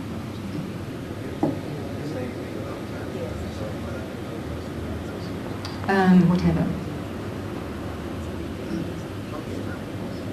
From my reading of the subject, the original researchers like David Jacobs, Abductions, the early pioneers of this brought to the public, including more recently Dr. John Mack. They seem to be falling now, after a number of years of looking at this problem, to two separate distinct camps. John Mack tends to think this is ultimately for human beings' benefit, whereas people quite often is a bit more negative, and Jacobs obviously has gone the other way, and it's really not correct. He said it's detrimental to us. Marx has already tended to indicate that he thinks he leans more towards the negative side, and I just thought I'd like to have a more or less a one-word answer possible from the panel, just from your experience up to now, whether you can say overall, is this a positive benefit even for humanity and the world in general, or is it a negative thing to worry about? Okay. Dudley's saying that there seems to be two distinct areas of thought around what does this mean. Some, like David Jacobs in his book, particularly Threat, is saying that this is a worldwide threat to our civilization. And you have on the other side of this people like Professor John Mack saying this is consciousness raising and it's actually very good for the planet. So we've got two distinct areas, one on the more positive and one on the negative. Now, who of the panel would like to give a response? Bob Marks. This is an area I've given an awful lot of thought to. I've really, years, nights, everything else to try to put this into perspective. And it really comes down to the fact that there is a dichotomy. It was mentioned earlier, there's a dichotomy between therapeutic treatment, between helping the abductee and seeing what the answers are. When you're looking at trying to help the abductee, you've got to be positive, you've got to be approachful, you've got to be very reassuring for them. And they have to realize that they have control of the experience and they can go on and do what they want. And I exercise that, and I do that when I'm dealing with individuals. But then when you extrapolate, as a UFO researcher, what the individuals are saying to you without the emotional base underneath it, you have to look at that neutrally. I'm not saying I do, but I'm saying that's what you have to. You have to say, what's the difference between them? And there is a difference between them. I think the key is, I spoke to John Mack once, and I said, look, John, if these numbers and this is happening, et cetera, doesn't that worry you? Doesn't that scare you? I mean, doesn't it at least alarm you that we're dealing with these sort of numbers? Could it be necessarily a good experience? And he was very frank. He said, look, I don't really care whether they're good or pernicious or terrible or whatever their intent is. I'm only worried about our reaction to it and what we can learn from it and how we can grow from it. And in a way, that's not only an honest answer, it's a truthful answer. Because most people can't do anything about the experience. Nobody I know can do anything about the experience. So you might as well extract what is valuable, not only to you personally, but maybe to our society. How we can learn from it and grow from it, and maybe fulfill their ultimate goals as well. And so there is a fundamental problem in conflict. Now, David Jacobs and Bud Hopkins are not therapists. Their primary aim is research. Now, I don't mean they don't treat their people therapeutically, with sympathy and understanding and compassion. That would be absolutely untrue. But that's not where they want the meat in the sandwich. They want to understand what it's about. And so they're saying, okay, we help the people, but when we publish and we look at the stuff, we want to know what it means. I don't say they're right either. I'm merely saying that's the basic difference between them. And you can hear it to a degree as a panel. Some people admit that the main and only part of this they're concerned with is transformation. And I think that's great. I think that's valuable. I think it's crucial. Because we're dealing with all the pain out there with the abductees. Yeah, I agree with you. I sympathize with their goals and motives, their humanitarian ones, but I'm still like, Yeah, no, I'm just explaining, I'm explaining for the general public exactly what the problem is, and then fine. Matthew would like to say a few words. To answer your question, it's yes and no. Because you can't have the panel say, yes, it's catastrophic for the human race, we're all doomed. And of course you better support all the people at the back with the books and everything before the world ends. And at the same time, we're not going to say it's all fantastic and wonderful, because it's a catch-22 statement. You obviously know from your own research, so what you'd like to form as your own opinion. And what we've got here is a giant jigsaw puzzle. So it's a catch-22 question. There is no answer. We don't know whether it's good or bad. We haven't enough pieces to the puzzle yet to define whether it's good or bad, or we can define whether the objectivity or the subjectivity of the reaction of the phenomena and how that relates to people. So to answer your question, there's really no answer. It's yes, no, maybe. One day when you're up there and you say, now what were the lot of numbers? Well, you get there. But as we work with people, what we've seen is as diverse as the people in this room. That's because we're all human. Thank you. Thank you. My view is that basically it is their agenda, it is not ours. However, I do believe we are now in a position to provide some sort of feedback to say we may not necessarily agree with your agenda. We want to renegotiate, as it were, the relationship. I think that's a very important one. My view is to say that it's not really negative. We can do nothing about it, or we can do nothing about it on their terms at this stage. But we may in fact be in a position to negotiate to a certain extent and provide some sort of a different outcome. In the meantime, we have to support our abductees to get the information that we need. So I don't think we're threatened at all, because what I see, we're all inextricably bound up. We have something that they need, and they're not going to get rid of us, because at doing that, hey, you're killing the goose that lays the golden egg, which is what they want. So we are really in a position where we should require that they renegotiate the terms. It's been going on for such a long time. Now we need to do something about it. Ladies and gentlemen, I'd like to say that I have, with working with abductees, one of the things I say to them is, if you don't like what's happening to you, why don't you say when you're having that experience, I don't like this. I want something different. I want a different interaction with you. And the interesting thing is that when they do this, the experience changes. So they do listen.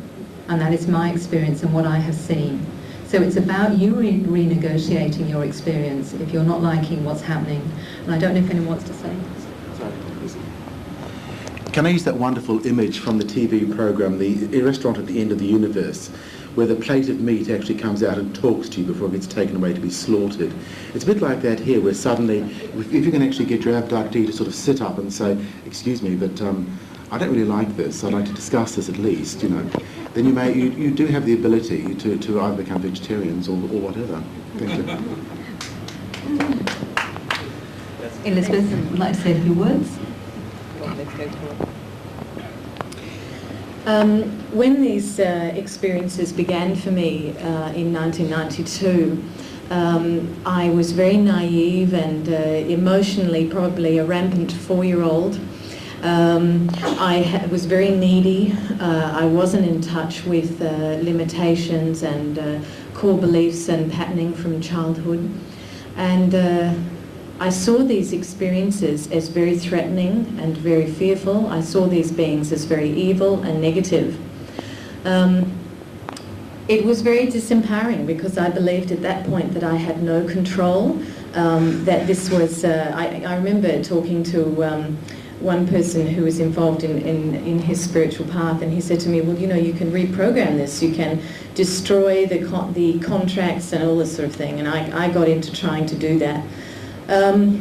What I found was that I was forced onto a path of transformation, inner exploration, really. Because I wanted to hold on to the idea that I was creating this, that I could in some way find a very rational explanation for what was going on.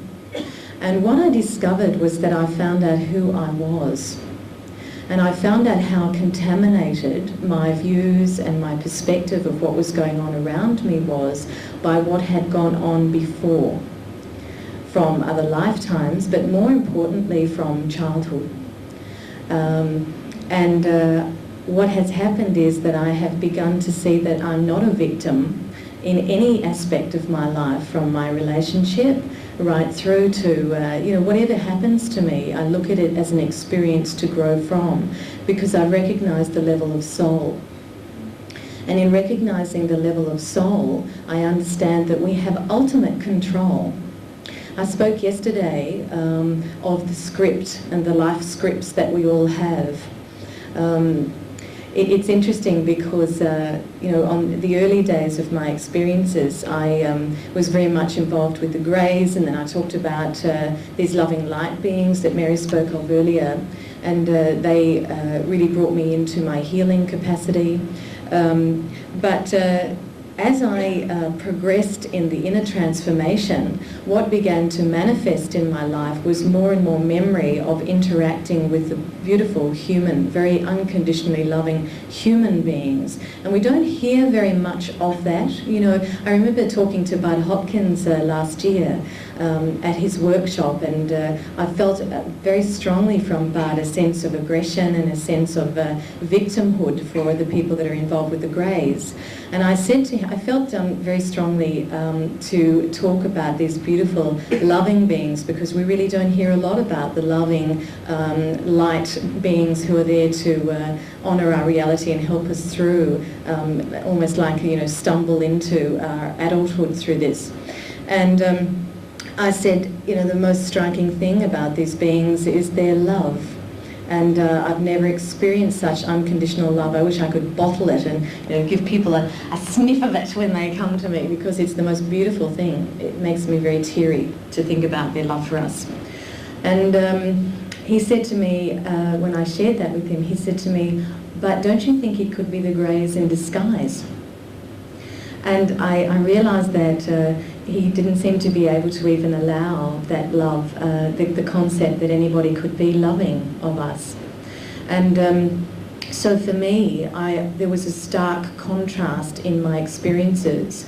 Certainly now, I mean, I'm not saying that I'm not ever fearful in the dark, or that when my computer goes haywire and I'm hit with a blast of energy and all my emotions flatten out, that I don't say, hey, what's going on? But I can see it I feel much more empowered in every aspect of my life. And certainly in the support group, Mary and I have found, we're both transpersonal therapists, we both recognise and honour the level of soul and spirit and other realities. And it's so empowering for our experiences that we work with, that we've actually found that they've moved through the fear and they've integrated their experiences so rapidly that we've had to cut back the number of times that we meet. Because they're empowered, they're coping really well, because we recognise the fact that they have the answers within. We've done a lot of therapy in our support group in contacting that higher wisdom within, and we found that they really don't need us anymore so much, because they've gone from victimhood and fear to integration and an adult emotional space. So yes, I'll share that much with you. I'll stop talking. Is there any more questions?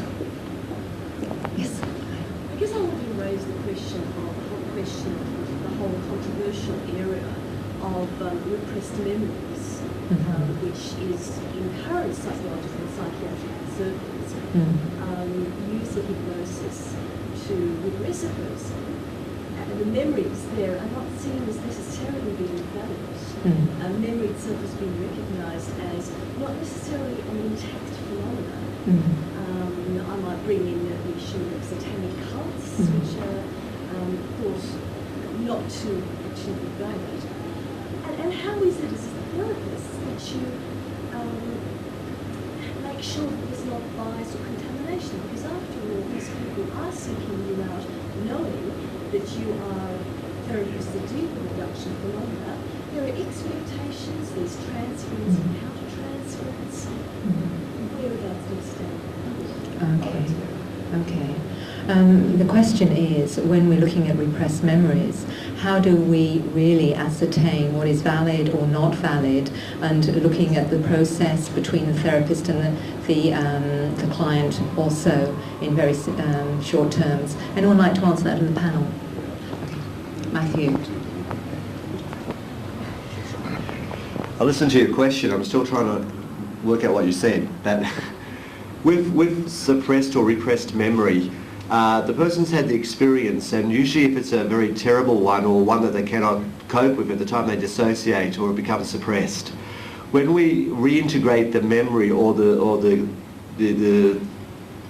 memory back into the person, it's done in a therapeutic way, where there's no confabulation or fantasy or you know, you talk about cults. So when you talk about cults and Satanism and things like that, you kind of lose me with what you're actually saying, because it's like, you know, you ask a question that complex, it's like a menu. You know, so when we deal with the people, mainly we're dealing with abduction, ufology, that whatever that experience is. Once they integrate it back into them, they feel more whole and complete. They then seem to deal with the experience a lot better. Now, because their memories aren't confabulation, let me explain that. You know, if you get someone under hypnosis or you're looking at a memory and you can say, well, the being was 2 foot tall, wasn't it? They go, no, it was X amount tall. And you go, but you said 5 foot tall. And you start to stretch that memory, or you start to change it, or you start to infer something onto that memory, then the client, the abductee, will challenge you vigorously, because their memory is their memory. You can always tell the memory of an actual event than one that's made up and that goes along the way. I remember when Bob and I had Elizabeth under the hypnosis in the chair, and you could see the astoundment on her face. And first of all, there was this, oh my God bit. Then there was this, oh, this is terrible bit, the terror. And oh, isn't this interesting? And she'd wake up and it'd be all integrated. And then she would say, ah, that makes sense. Because now she could put together other bits and pieces to her experience, and she felt happy with that. Because it's true, isn't it, Elizabeth? The more information you have of your experience that you recall or reclaim, the more you can understand it. Now, of course, if someone comes to me and says, oh, Matthew, you know, I'm in an occult group, and, you know, we worship Fridays in a very terrible way, well, then that'd be dealt with differently. In the sense of, what is the fear? Now, fear is what? What if? What if this happens? What if that happens? It's false evidence appearing real, and you go back to the experience, so once you go back to the experience, all the fear just drops away. Does that answer that? Sorry. I'd just like to say something too, because as a UFO researcher and a person who does provide support and therapy services, first of all, I think you have to be very careful about what the academics are saying in this area, because quite frankly, the academic record here is appalling. I actually tried using hypnosis about 22, 23 years ago during a very, New Zealand's second largest UFO wave. I came across someone who'd had an abduction experience, and I tried regressing them because several years previously I had been at, actually it was a UFO group Christmas party where a gentleman turned up. He was an abductee, sorry, a contactee in those days. And he, as one of the little party tricks, he actually hypnotised someone, and I had seen him do this hypnosis, so I sort of used the same technique on this person. My God, it actually worked. I got her to go back to a very, very low level of relaxation hypnosis. So I got all these screen memories coming, got a rather strange view of what happened. I immediately went away and began reading up absolutely everything I could on hypnosis. And at that time, and for the next 10 years, we had a huge amount of hypnosis. Quite frankly, there was not much in the academic area. And most of it, you found there were perhaps 2 or 3 works that had been done quite a few years previously. They quoted each other, had all these sort of circular references. no real work had been done. The reason for that is very real, because this sort of hypnosis itself provides a very real challenge at that time for psychiatrists and people like that. It confronts a lot of their very basic ideas. However, you find that I actually gave up on this after about 10 or 12 years. However, since then we've had the 60s and 70s and psychedelia and all sorts of stuff, and all sorts of new age theories and things like that. And one debt that I do owe to the new age movement, I suppose, is for the development of people like Monroe, people like that who've done work with out-of-body experiences, hypnotherapy. Those guys probably did more in about 10 or 15 years than academia had done for about 40 or 50 years beforehand. And really you find that most of the really good stuff comes from those sorts of people. So to a certain extent, the new age now feeding back into conventional medicine in the hypnotherapy area and providing some very, very good material, very, very good techniques and things like that. So really, I think we've got to be very careful about putting some of these academic labels onto these phenomena. People usually haven't any damn idea what they're talking about. They haven't done the work. They haven't actually dealt with these people and know what's going on. False memories, as people have said, it's actually very difficult to get someone to confabulate a real experience and to maintain that intensity. And as I say, we do provide checks on our techniques. That's part of the technique that we have developed for dealing with these sort of situations. That, when you're writing up or providing an account of what you've done, we should also include in our account the kind of checks and balances that we provide in the process that's undergone that particular occasion. We should be able to give you an account of it. But we do provide checks and balances, and I think it's a bit difficult to just try and bring out false memory syndromes, because in so many cases it just ain't there. As I was saying yesterday, I've only worked with about 23 people. In one case, out of 23, it wasn't what you would call an abduction experience. It took a bit of working through. And I actually find it's easier now to say to someone, when someone comes to me, I think I've had an abduction experience, so yes, well, you probably have, tell me about it, rather than sort of say, prove it. Because that way you actually save time. It's more efficient for me to take it from the point of view that they have been abducted and sort out the dross later, then take it from the point of view, oh, perhaps you've been abducted, prove it. Thanks. Can I just add one more point there? I'd say about 20%, 15 to 20% of the people that come to me off the street, and I don't know them. They just call up and say, look, I think I blah, blah, blah, et cetera, et cetera. The ones I've pre-interviewed, well, I can screen them usually. And I'll put them under and I'll say, well, look, as far as I can see, there's no evidence. I mean, I'm not saying you have or haven't been, I have no idea, but, and half of them get angry at me. How dare you say I haven't been abducted? And I said, well, I'm not saying what you have or haven't been. I'm not here to judge it, and I'm not here to judge anybody, even who has been abducted. I'm just saying from the evidence that you're bringing across, I can't say anything except that this is what you're at. So, if you don't screen, if you're not aware, and then pre-screen, and then afterwards screen them again, you can get rid of. I'm not saying it's impossible to hoax this. I'm not saying it's impossible ever in the history of mankind to have a repressed memory. Of course not. I mean, we're all human beings. We're incredibly complex. But the beauty of it is by comparing many, many people's accounts against each other. That's when you start to get an understanding of the general pattern. And you can compare it with the next case and the next case, and you get a deeper and deeper understanding. One of the reasons why we're all here saying yes, no, maybe, we don't know what it means, is that the material is so vast. It's so complex. We almost have too much data.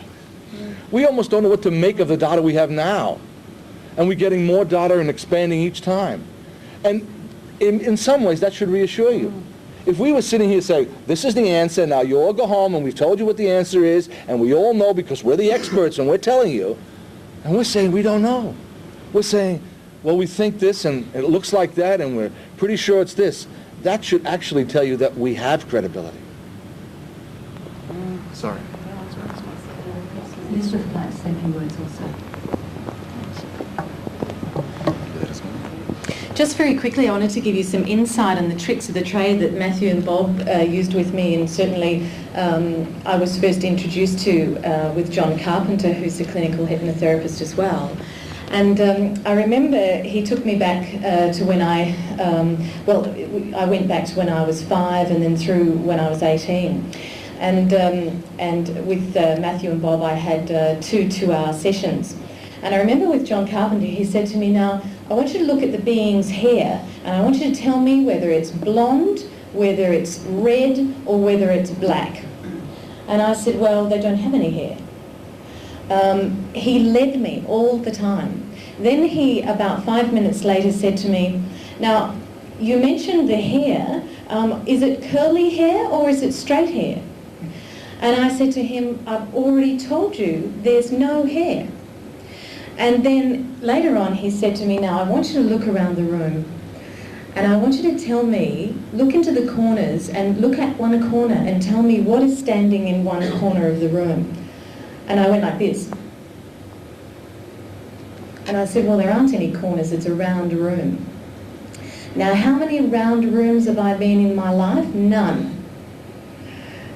One would ask, you know, if you were confabulating, and you know, if someone's confabulating, you can usually lead them. And I would say, oh, well, you know, there's a big computer and that analyses your vocal cords or something. So with Matthew and Bob, it was the same thing. Constant checks. I remember I said I was floating in the air, and there was 3 beings with me, and then one of them said, well, you're standing behind the table, who's standing next to you? And I said, well, I've already told you I'm not standing anywhere, I'm floating. So, you know, it's these types of things that they use to verify, you know, whether you're making it up.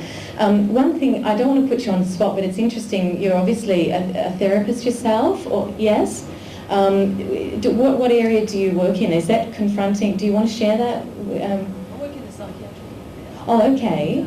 There's been a lot of journals about repressed memories, false memory syndrome, and how it can't be validated. Right. And I'm just interested to know, have you ever worked with an experiencer? Yes, because we're always recruiting. That's where I'm coming from. You know, I'd just like to thank you for coming and being brave enough to ask and inquire. And it's wonderful because coming from, I wear 2 hats in this, as a therapist and as an experiencer. And you know, you might like to keep in contact with us through email, or and I encourage you. We really need you, and we really need others to be brave enough like you to come along and to become involved with people, because the most wonderful thing that ever happened to me was meeting Mary and meeting Bob and Matthew. It's just such a struggle. You live in isolation and confusion, and the most healing thing was to sit with John Carpenter, and he allowed, as a therapist, you know, I thought that he'd say I was crazy, and he honoured my experience.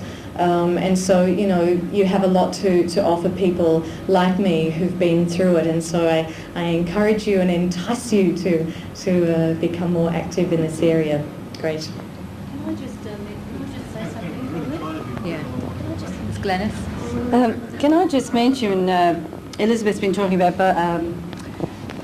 John Carpenter and that. For those that are interested, I had these people out here at a conference, some of these therapists in the last 2 years. And if anyone's really interested and want to follow up some of their research and what they lectured on, I have on the back table over there some of their tapes that were done from the symposium in '96. And I'm selling them today at $12. So if anybody wants, there's still a few left over there, and you might like to go through what they have to discuss. And there's Professor John Mack and John Carpenter and Joe Laws. So I just thought I'd like to mention that, because some of you might be interested in following it up. Thank you. Thank you, Glenys. Matthew just wants a very short word. Can I ever have a short word? Yes, this will be short. As human beings, we love to feel safe, and we love to label things. We label everything. And nowadays there's more labels of things than things. Have you noticed that all children now suffer this, whatever it is, that makes them all hyperactive, and before that generation, they just didn't exist, right? So we love labels. And you've got to be careful, because if you give something a label, they'll live up to it. And I watch this a lot with hypnotherapy in court cases, where people have been diagnosed as manically depressed or whatever, and there's no way you can cure them till after the court case. You try. No, there's a payout at the end, I'm going to stay sick. But the minute you label someone, something, They will live up to it 100%. Who decides the label? Well, you'd have to talk to academia, the universities, the medicos. This is not the term abductee a label? The term abductee, Can be lived up to? to a degree you're right there, but the people who look at it as a label to live up to, who make it up, who confabulate, you can sort through in about 10 seconds. But those people who have abductee as the experience, because it's like a damned if you do, damned if you don't, you still need some sort of label to understand the situation. The true abductees go damn it and don't want to come forward. The false abductees who have this syndrome that they're like E.T. phone home, who always want the attention, you can weed through them in about 10 minutes that they're making it up and that they need other help. Okay? I mean, it just seems it's very easy to reduce a critical argument to the term, or just call it, hey, that's just a label. Well, I mean, what the problem I have, I have to confess, I'm a fence sitter, okay? you're a fence sitter. Yeah. That's a label. Yeah. Hope it's not a sharp fence sitter. Go on. Well, that will depend on you. Now, I guess, Glenys, you raised a question, or the story about the woman who was convinced, or her reality was that she'd been sexually abused. Your reality was that she had been abducted. Which reality do you choose? Why do you validate one reality over another? Oh, wait a second. I know what you're saying there, and it's very important. We have no labels. We see what the experience is, and then we work backwards. If a person comes, it's like what Bob said. People come to us, we don't say, oh, you are obviously an abductee because you've seen a light in the sky. We use as little labels as possible, and we work with what the experience is. You see, there's a difference there in process. If someone rang around and said, Matthew, I've seen an alien on Highway 7 and I'm aboard the ship, I wouldn't say, oh, you're an abductee. I say, well, really? Come along to the office and let's talk about it. You see, there's a huge difference there in the process of it. With Glenys, you wouldn't say, oh, look, all sexual experiences are abductions. Has to be. No, we don't work that way. You can't work that way. We work with what have you experienced, let's sort out how it relates to you, and the last thing we like to do is put labels on. Okay? You have to take the person back to the experience, as you're talking about repressive memory, you take them back to that situation and let them to describe as a child what exactly happened. Now this woman as an adult, she claimed that, and she believed that she had been interfered with as a child on several occasions. I got her to go back to see what really happened. And what she then described was, it wasn't someone that came through the door, there was a light came through the window and she was aware of this figure. And there was a light and then it came up and she was lifted up and taken out. Now, you can look at this serious situation and say, okay, this is a dream. Did she really have an abduction? You have to look at every issue of this. You can't, as a therapist, say to her, you do have an abduction. That's what I said, I'm saying to you, but I didn't say that to her. Because we went back, I was working on a case of was she sexually abused? And she wasn't sexually abused when she went back to remember as a child to relive that experience. But she believed as an adult that someone came in and touched her and took her away or took her out of her bed and sexually abused her. But it wasn't a physical, or it wasn't her father. And that's what we were doing because it was a case that went to court. And this is what we had to, and this was recorded, and I had other therapists there with me at the time when we did this with this woman, but she still wasn't satisfied. She went off to other therapists and she could find a psychologist who could say, yes, she was sexually abused. Okay? Wanted someone to validate her reality. Yeah, she wanted to validate her reality that it was a father, but it wasn't. Exactly what an abductee tries to do as well. You try to What's deny the it. difference? You don't Well, want it to be a reality. I'll give you an example. No. I had a case a couple of years ago now, where a woman came to me, and I don't know why, I tend to get psychics coming to me. I mean, I'm not the least big psychic. I'm I'm psychically very dense. Perhaps I should say, because actually a couple of weeks ago I went to see someone who said that he was actually upgrade my psychic abilities, and this was late at night. At the end of the session, he said, "Okay, now so you go out and see all the spirits in the trees." I thought, "Oh, whoopie-doo, great." Went outside and we're walking with say, "Now, can you see that one there?" No. So I was running around hugging trees in the dark, and nothing was happening. So I can guarantee I'm so psychically dense you wouldn't believe it. Anyway, I don't know why these people bother coming to me. I'm a waste of their time, quite frankly. But I had one woman who came to me a couple of years ago, and she had an incident that happened to her where she had been in the hospital. She was had a very bad, somebody had developed a very bad complaint with the chest. She was in a hospital here in Sydney, and in she's almost getting very close to death, she thought. And then one middle of the night, she sort of woken up to see some sort of lights going out through the wall of the hospital room where she was in, and she sort of coughed. And immediately sort of something seemed to dislodge in her chest, and she felt better. The nurses rushed in, and she actually got up and then felt so good, she actually got up out of bed after a number of days and started to sort of clean herself a bit. And a nurse came in and said, "Look, get back into bed, you're not even meant to be up, you're sick, aren't you?" And I'll go and get the doctor. And she just wasn't feeling too bad. She got these she noticed in the mirror she had these very strange marks on her face, looked like writing. And that's why she wanted me to go along to see if I could find out what the writing was. Probably also because of the fact I didn't charge. The other thing was that, so I sort of went back to this experience and said, okay, the light's going out of the room, what is happening. We managed to find out what the characters were. We couldn't compare them with anything, any sort of writing at all. And we got to start talking about the people, what she'd seen going out through the wall. A few seconds before she'd gone out, see this light going out through the wall, and she started to describe these three very tall beings who looked like Egyptians. And they were wearing a headdress, and sort of by some fairly duplicitous questioning, it turned out there were sort of three very tall grey beings, doing some sort of medical procedure to try and help her as a psychic.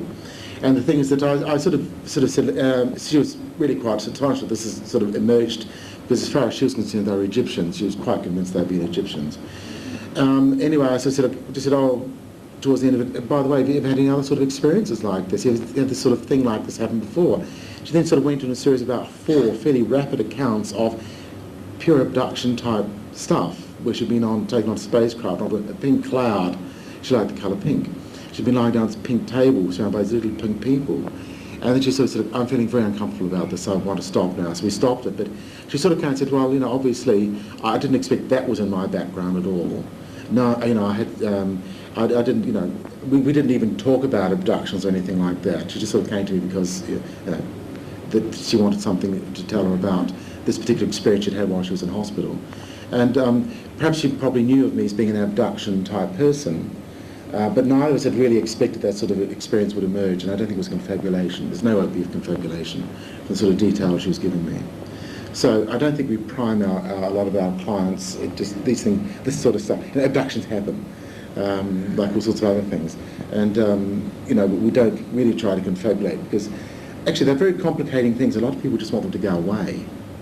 You don't really want an abduction. I don't think I'd wish an abduction on anyone, quite frankly. Thank you. I think it's wonderful that you're both here and, striking up so much interesting conversation. So I thank you for that. I'm going through a lot of learning. What I'd like to say in response to your last question is that never at any time did I want this to be a reality. And in fact, even after 4 hours of hypnotherapy with these two gentlemen over here, about a month or 2 later, I went to and approached a psychiatrist that Mary and I had met, a well-known lady in Perth that I can't mention her name because she doesn't want to go public with this. And I sat in her office, and in driving there, during my drive there, I was still holding on to the hope that perhaps because she was a psychiatrist, she'd be able to tell me that this was actually some new psychiatric category that had just come onto the market, and that there was a wonderful new drug to stop all this, and I would have said, great. But in fact, when I sat in her office, and I remember it was the second time Mary was there at that stage, I'd asked Mary to come along to give me added support.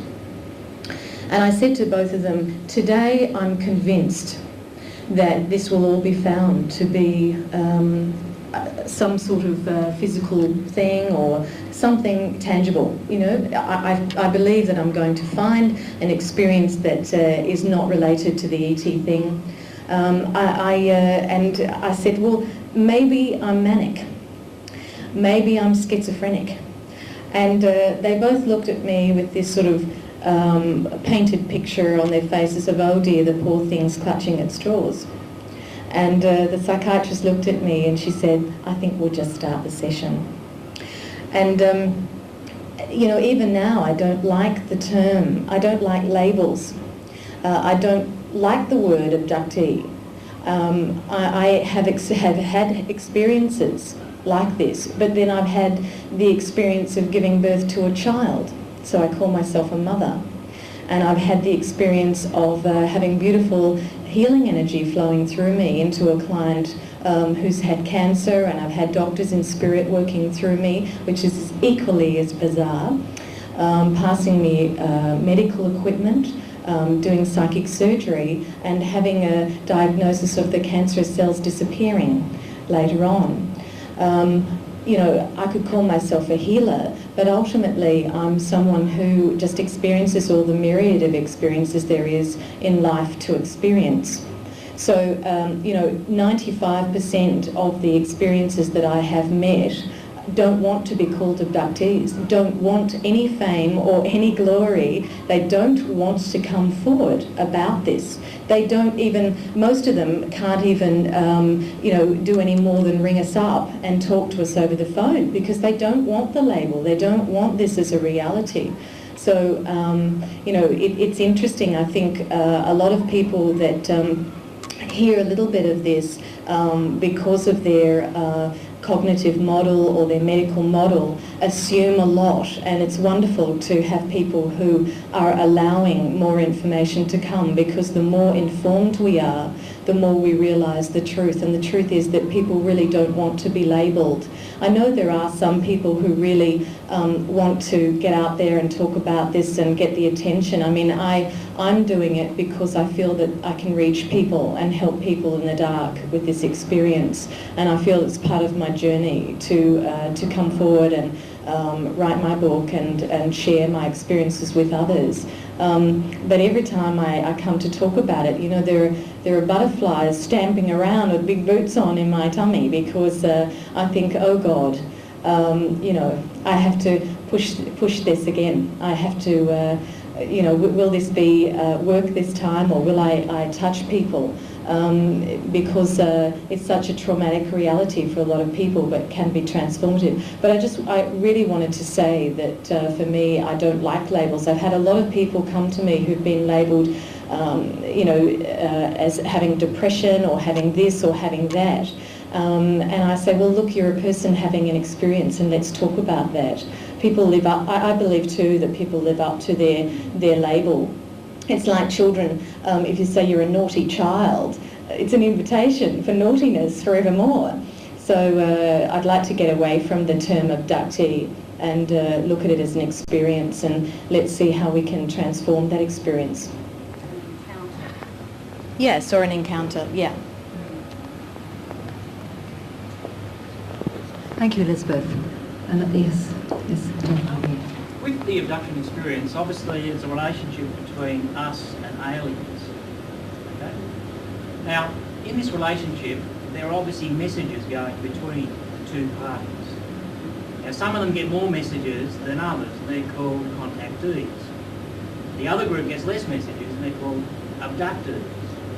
What I'd like you to do, because I'm trying to grasp this concept of contactees and trying to understand the meaning behind it, because I cannot perhaps enlighten me on the messages that are coming through, or the lack of them, and why there would be two groups. Because one is totally treated differently to the other group in terms of that relationship. Yeah. Would you like to Sorry. Brian? So I've done work with contactees as well, dating back to the 50s. There does seem to be a link, but I'm not quite sure what it is. The same sort of overall theme of many of the messages from contactees comes through with abductees as well, the idea about the environment. And back in the 50s and 60s, you've got to remember the environment that hadn't been discovered effectively as far as a public issue was concerned. And in actual fact, although some of the contactees were talking about the environment, they actually got a lot of resistance from UFO people, and certainly in the communities around them. It's something that really developed very much later. And I think too that there was in fact a period when, as far as I can see, abductees did not necessarily talk about the environment very much. So there's kind of a gap that we can't fill somehow.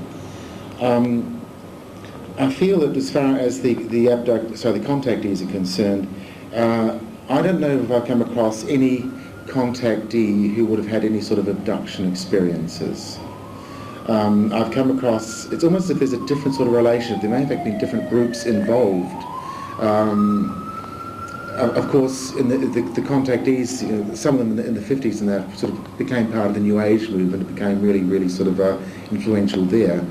But some of the other more interesting contactee cases, like in Australia and certainly in New Zealand, weren't really of that kind of ilk, weren't of that New Age sort of ilk. Some of them actually were in another sense very grounded. They talked about very real physical situations, very real world situations. They weren't necessarily just all vapid and vague, like a lot of the New Age ones were in the States. I think that there's some sort of link. I'm not quite sure what it is. I think at this stage we've really kind of got to look at them as being two quite separate phenomena. And from my viewpoint, I don't think really the abductees have gone on in the same way that have gone public in exactly the same way that the contactees did. The contactees were much more sort of nebulous in their material. The abductees have when they go public, tend to have a very real case. They tend to concentrate their case on trying to get support for abductees, not as contactees who are looking at sort of changing the world and getting everyone to think nice thoughts. I think there's a very real difference between the two still at this stage. But I'm not quite sure what the link is. There's also a link, but I'm not quite sure what that is. Thank you, Brian. And now Matthew would like a word. Yeah, in our human existence we get this overlapping, you know, like when you think of a spiritual channel, and I've met many a spiritual channel that's said that Sydney's not supposed to be here now. It's supposed to have had a tidal wave or earthquake or some major drama, and you know, you find the channel sitting in some room, you know, channeling the Rami's army from Planet Z, saying, "Hey guys, love yourselves," and it's all a lot of BS, right? And what Brian said is interesting, because the contactee will say, "Look at me, worship me, I have the message, I have the answers." Whereas abductees don't have the answers, they have a terrifying experience they want to convey. And a lot of abductees seem to be taken into some sort of environment in the UFO where they're showing cataclysmic end of world scenarios, and think of the environment scenarios, and please convey this. And we don't know why. You know, Bart Hopkins and Jacobs reckons it's masking, that the real events are different, or they're just seeing how we react under certain visual disaster import. We don't know, we can only speculate. But contactees should pretty much stay where they are, you know, in the worship me group, whereas the abductees, UFOs, are wanting answers, wanting help, wanting to question why. Thank you, Matthew. Is the gentleman at the back there? How many abductees are actually visited by sort of men in black type people and asked not to divulge what sort of experiences they've had? Are there any amongst the panel that sort of... The gentleman in the back has asked about whether or not many abductees actually have contact with the men in black. Any of the panel? Yeah, I've had none. Yeah. If only every abductee would come forward and say, "Yes, please, can you help us?" Abductees shy from this sort of examination or confrontation. If you go to Hollywood, you'll find many men in black.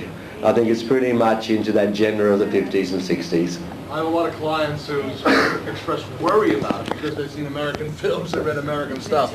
But I have yet to have one client bothered by the government, bothered by men in black, helicopters, or anything else. Not one. They're all terrified it's going to, not all, but a percentage are terrified it's going to happen. But none of them has. That's right. Maybe they wear thongs too, I don't know. Actually, I've had contact over many years, but right through the 60s and 70s, I was virtually more or less told that what knowledge and information I was given would not be revealed until the time was right. And I always had this feeling that I knew there was so much information I'd been given, but I knew that I wasn't to talk to anybody about it. But really, when I look back, it was rather stupid because I was very isolated at the time. But I always believe that you've got to keep your feet firmly on the ground and you question everything. Everything you get, and you have to also look at to find, sometimes question, is it your imagination, or, you know, is it a spiritual experience? Because, you know, as a medium, I find that there's very little difference between communication with those souls from the other side that you see, or your visionary, and with what we call alien beings. But I've never really been accosted or really frightened by little greys. Most of the ones that I've had communication with do look just like us. So, you know, as far as I'm concerned, I question where we came from in the first place. Were we put here? Do they keep coming back to see how we're progressing, what we're doing with our life? And really, when you look at it, this planet would be the most warring planet in the world. If a craft was to land in the middle of Sydney, what would be the first reaction? The first reaction is, exactly, give them a drink of water. But then again, wouldn't they get out all the guns and want to start shooting at them? See, this is our mentality. It's the same as as you were saying, putting people in boxes. People have these experiences, they go off to a psychiatrist, and the first thing he does, he admits him and puts them on drugs. Now, to me, in a lot of cases with dealing with people with psychological problems, you'll also find that there's a chemical imbalance. There's a lot of problems where a good dose of niacin and some zinc and maybe vitamins, and that will also help to bring them back into balance as well. So, you know, you can't treat and dissect people. You have to put them, look at the overall situation of their lives, how they're living it, and the whole concept. But I do think we need to keep our feet firmly on the ground, be very supportive as therapists, and you just can't take things at face value.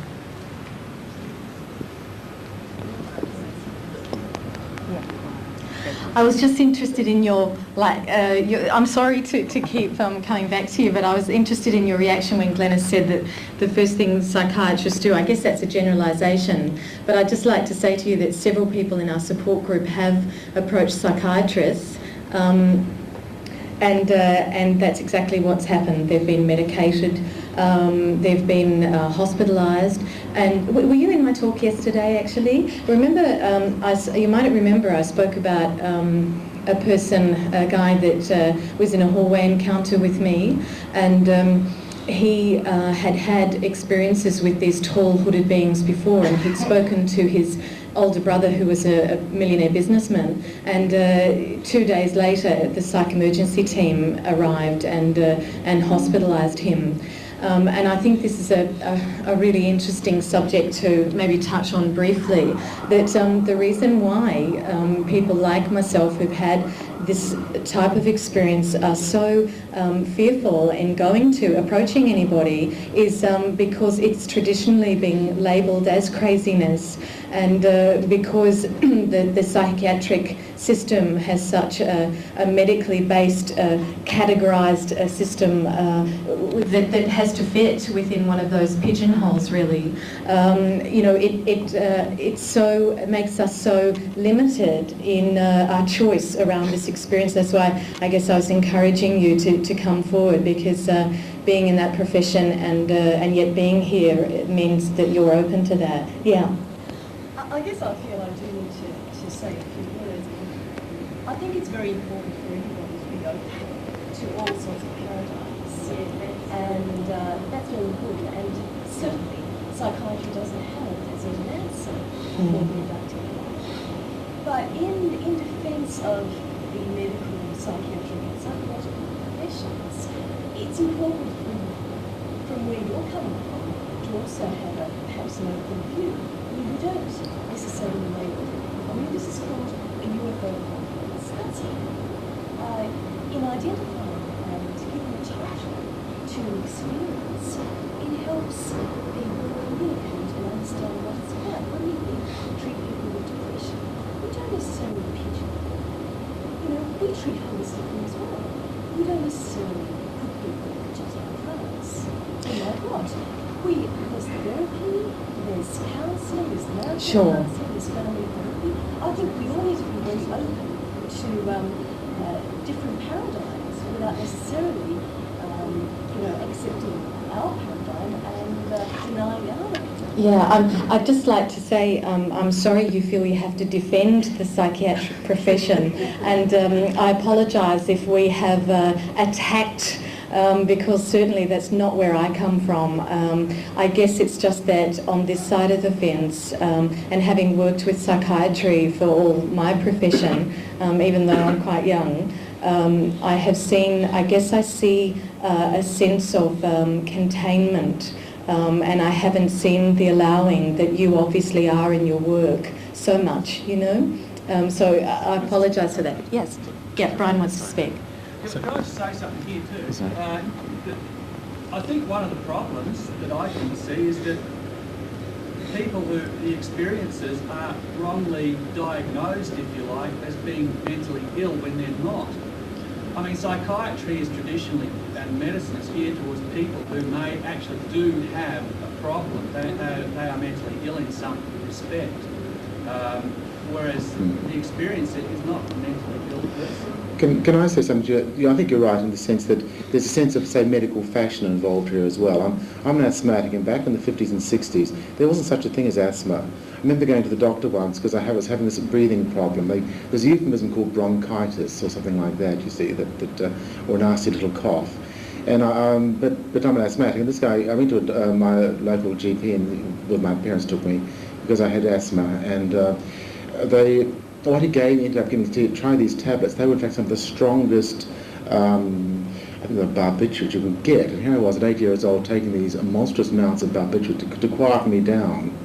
Well, after a couple of days of almost being permanently asleep, I thought, bugger this, I gave up. Nowadays, of course, we read about asthma everywhere. I mean, it's a recognised condition.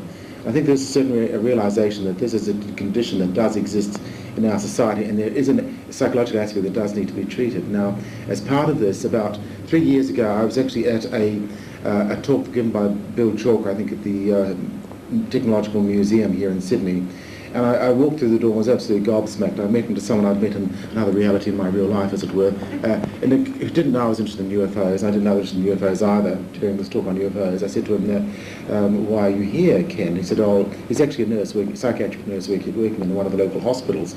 He said he was interested enough because there was a client who came along to him every now and then. They'd done all these tests on him. He was perfectly okay, but every now and then he came into them because he said the aliens had been and abducted him.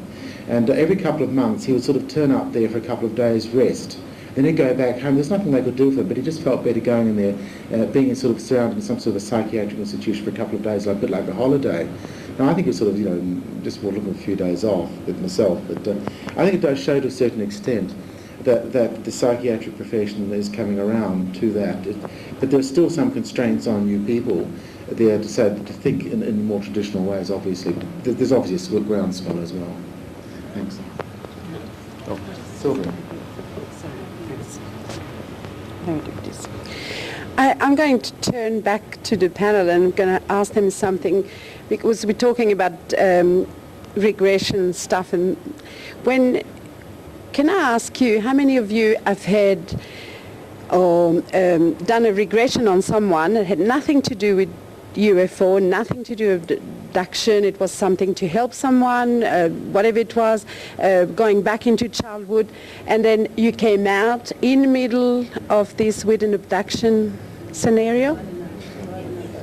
Well, some of the most interesting cases I've had have been like that. Not people coming to me because they had an abduction, but because they wanted to come for something else, and all of a sudden, and my mind was, most of the time totally not with this, and they're starting to talk about little blue beings, or, it doesn't matter IDs, but they have been some of the most interesting cases. Okay. Giving up smoking or losing weight. That's right. Or why I can't sleep with the light off. Or if you do get sympathetic psychologists and psychiatrists, they send in you and said, this suddenly came up. What do we do about it? Sure. Do you know something about it? What's involved? Because they know that we're interested in the field. And there's that aspect as well. And they don't want to be known. I mean, I know an abductee who was an ordinary woman, and I'm not going to name no names, no Packville here, who was abducted, realized she was abducted late in life, or later in life, unusually, it was about late 20s, changed her whole life around, is now a psychologist, but still won't come out.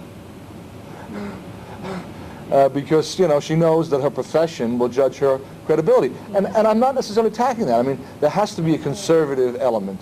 We're more, excuse the expression, the agitators. I mean, we accept that. We know that. We're out on left field from your point of view. And we've got to be there because something's happening and you're not being involved. We got very excited by bringing in professionals. And that's the difference. We're happily welcoming your kind of... When John Mack came in, we thought our Christmases had come. We were really... Well, I'm just saying, we thought, hey, this... I mean, what better credibility can you get than a professor of psychiatry at Harvard? So, you know, we want the professionals coming. This isn't, you know, personal plea again. It's just generally. We want, if you want to review our methods, great. If you want to help us and show us a more credible way from your point of view doing it, great. But a lot of times you don't want to. You want to stay isolated. And even the people who believe or at least are interested in what we're doing, they want to stay in the background because of their professional reputations. I think the professionals, I think really and truly the professionals are becoming very much aware of this because it's been brought out so much. And for goodness sake, please don't think I'm knocking professionals because, you know, it's like everything else unless it's happened. And that's the only reason that got me into studying into the psych and that more because of my own experiences. But I had to find the answer. And I don't think we'll ever find the real answer, but I think it boils down to taking responsibility and allowing and helping in a very kind and loving way to help our patients to take responsibility of their lives and to be able to help them in one way or another. So I think, you know, this is a jigsaw puzzle. I also feel that there is room in this whole scenario for everybody from every modality to work together, and I think it's very important.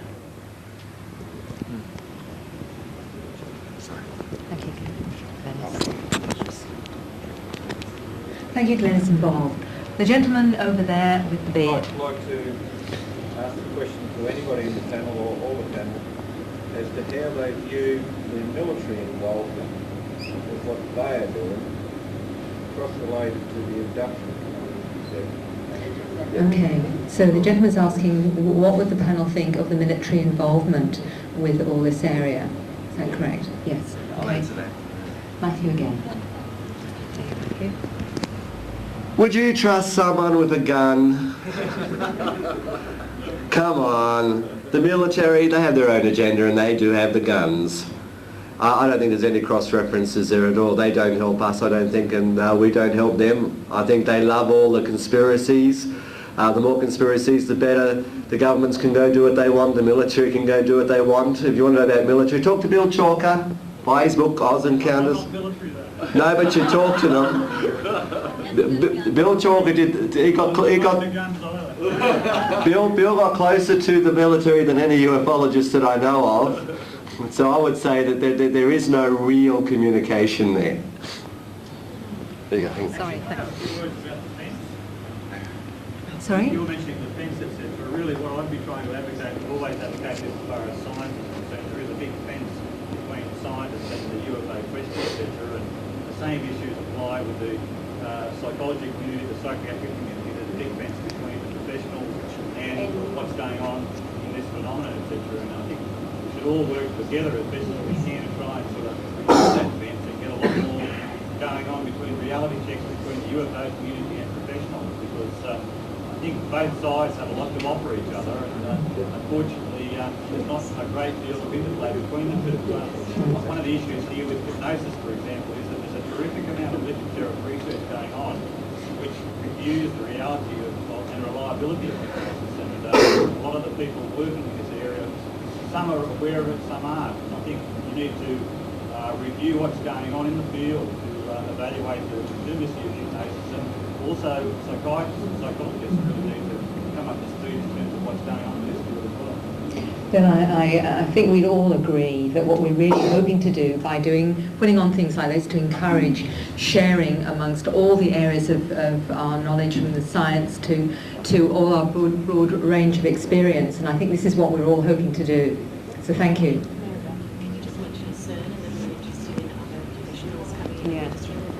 I would like to say that for CERN, the organisation that we're running in Western Australia, that we are actually actively encouraging therapists from all the health areas, right from the very conventional right through to the holistic, to join us, so that we can actually research this more and share experiences. And this is what we're actively doing at the moment. Okay, next question for the lady in the front here.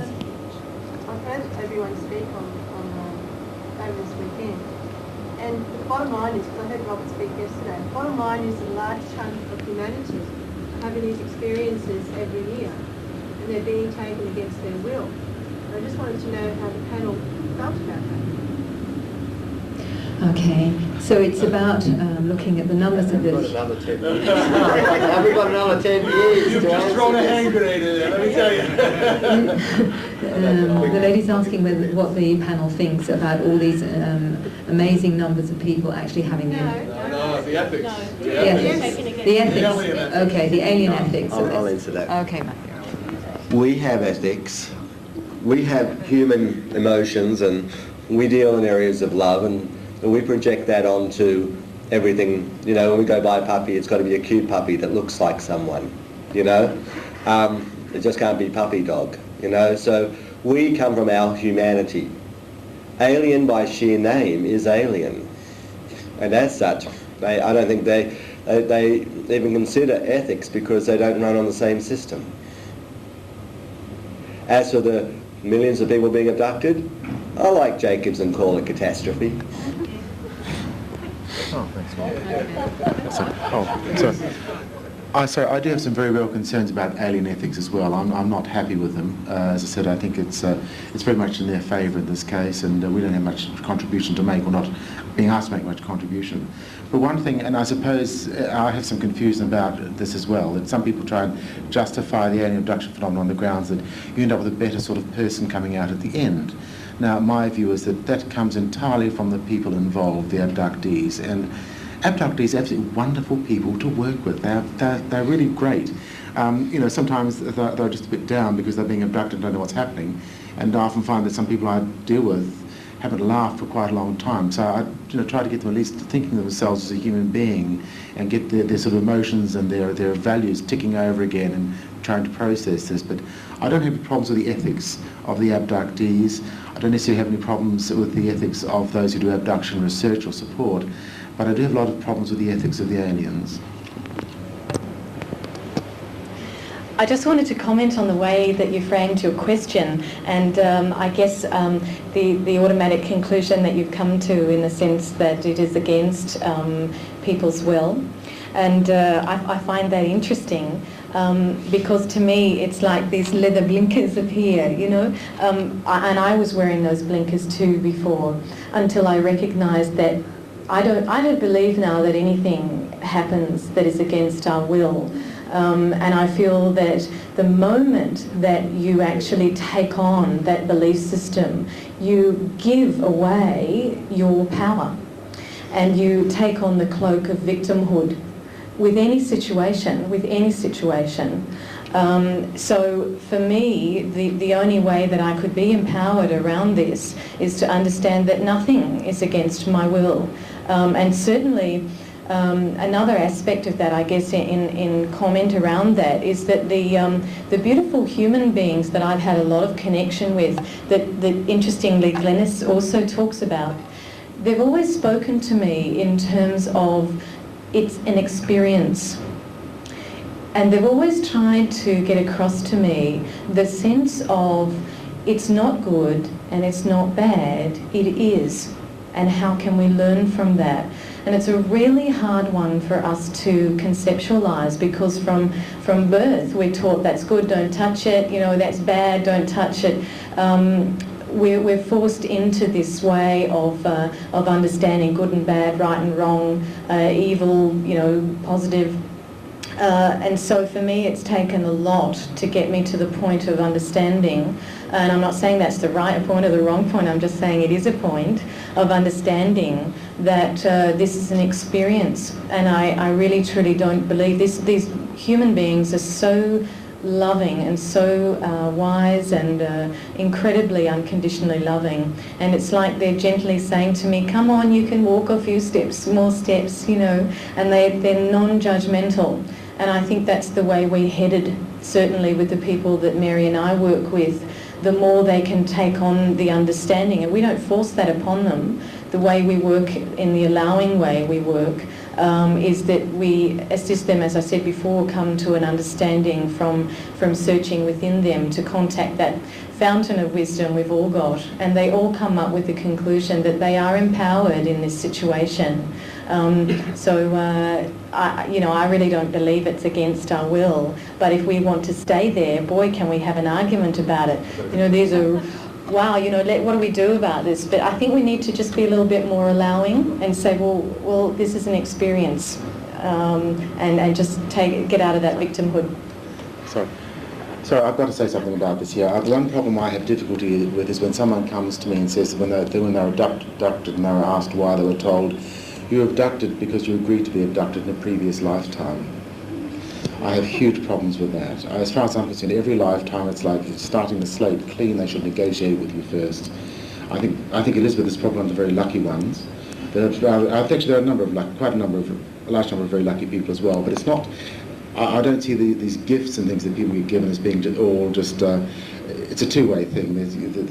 There's maybe a price to pay. That's all I'd like to say. Yeah, I kind of agree. I think that people are taken absolutely against their will. And how can, you know, when you think of honesty and openness and love and light, you don't think of covert secrecy and we're doing this but not telling you and not giving you the full story.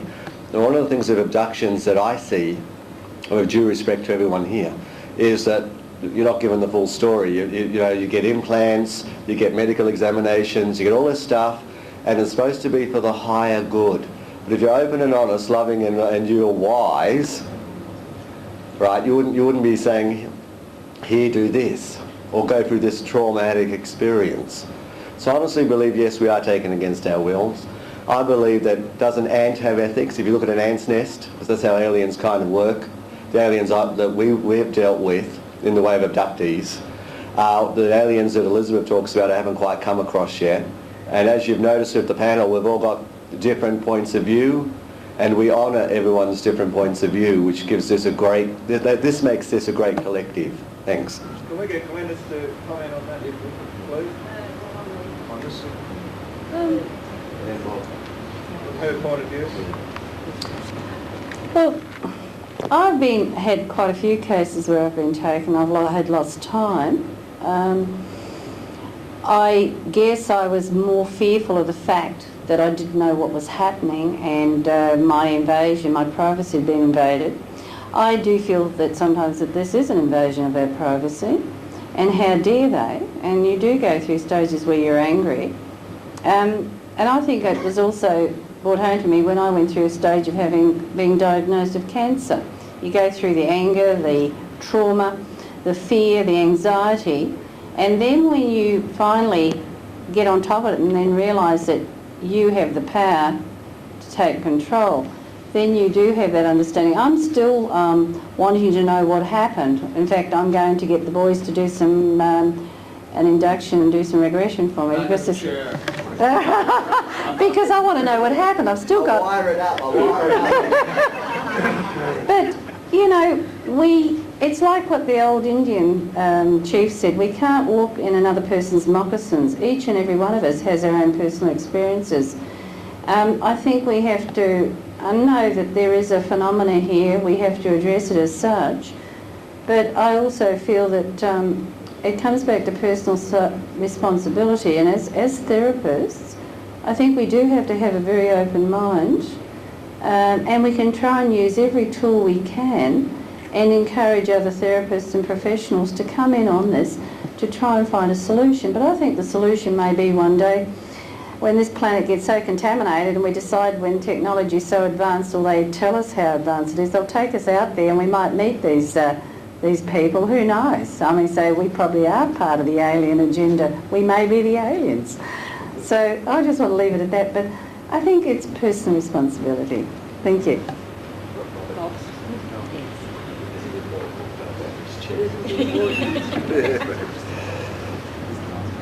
Several points.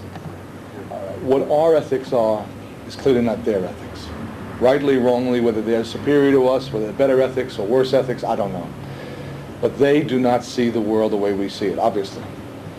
Because if we did this, we couldn't look ourselves in the face over 60 years. I mean, there's no doubt about it. They take us out of our bed. They do things. There's physical damage. I mean, there's scars. We have cases of, women who have to have, hysterectomies at 22, which is not talked about because they don't want to talk about that. Now, we have a client who had a hysterectomy at 22 years of age because her womb was so scarred from this repeated invasions. Now, maybe it was an accident. I mean, maybe or she was a special problem. I won't argue that. I don't know. But there is a problem. And whether they understand or even sympathize with our ethics, they don't seem to. And when they make their points, they say this is for your good and whatnot. And maybe it is. But it's a problem. And it's a real time bomb in UFO research because it opens up the whole problems of healing, of helping the abductee, and what does it actually mean. And I'm not saying they're necessarily contradictory. I'm saying it gets at that schism in our points. Well, you're making a point? Yes. Oh, yeah. Yes. Yeah, sure. Could it be that these entities regard us as a lower form of life in the same way that we regard animals as a lower form of life? I mean, we do the same thing to the animal kingdom. I mean, as an example, if you look at this, I think the best thing for the abductees is the transformation. I agree. I think it's the most healing thing for them. But is it a hostage syndrome? Yeah, stop. Sorry. Can we just, there's a gentleman over here by the wall. I think Chris wanted to just... I'm sorry, look, can we actually stop now, please? There's some people need to get lunch. We're going to need to start setting up this room for later, because I'm afraid we're going to have to stop. And sure, you can continue asking your questions of the panel, probably, but we perhaps need to bring this to a formal close. Thank you very much.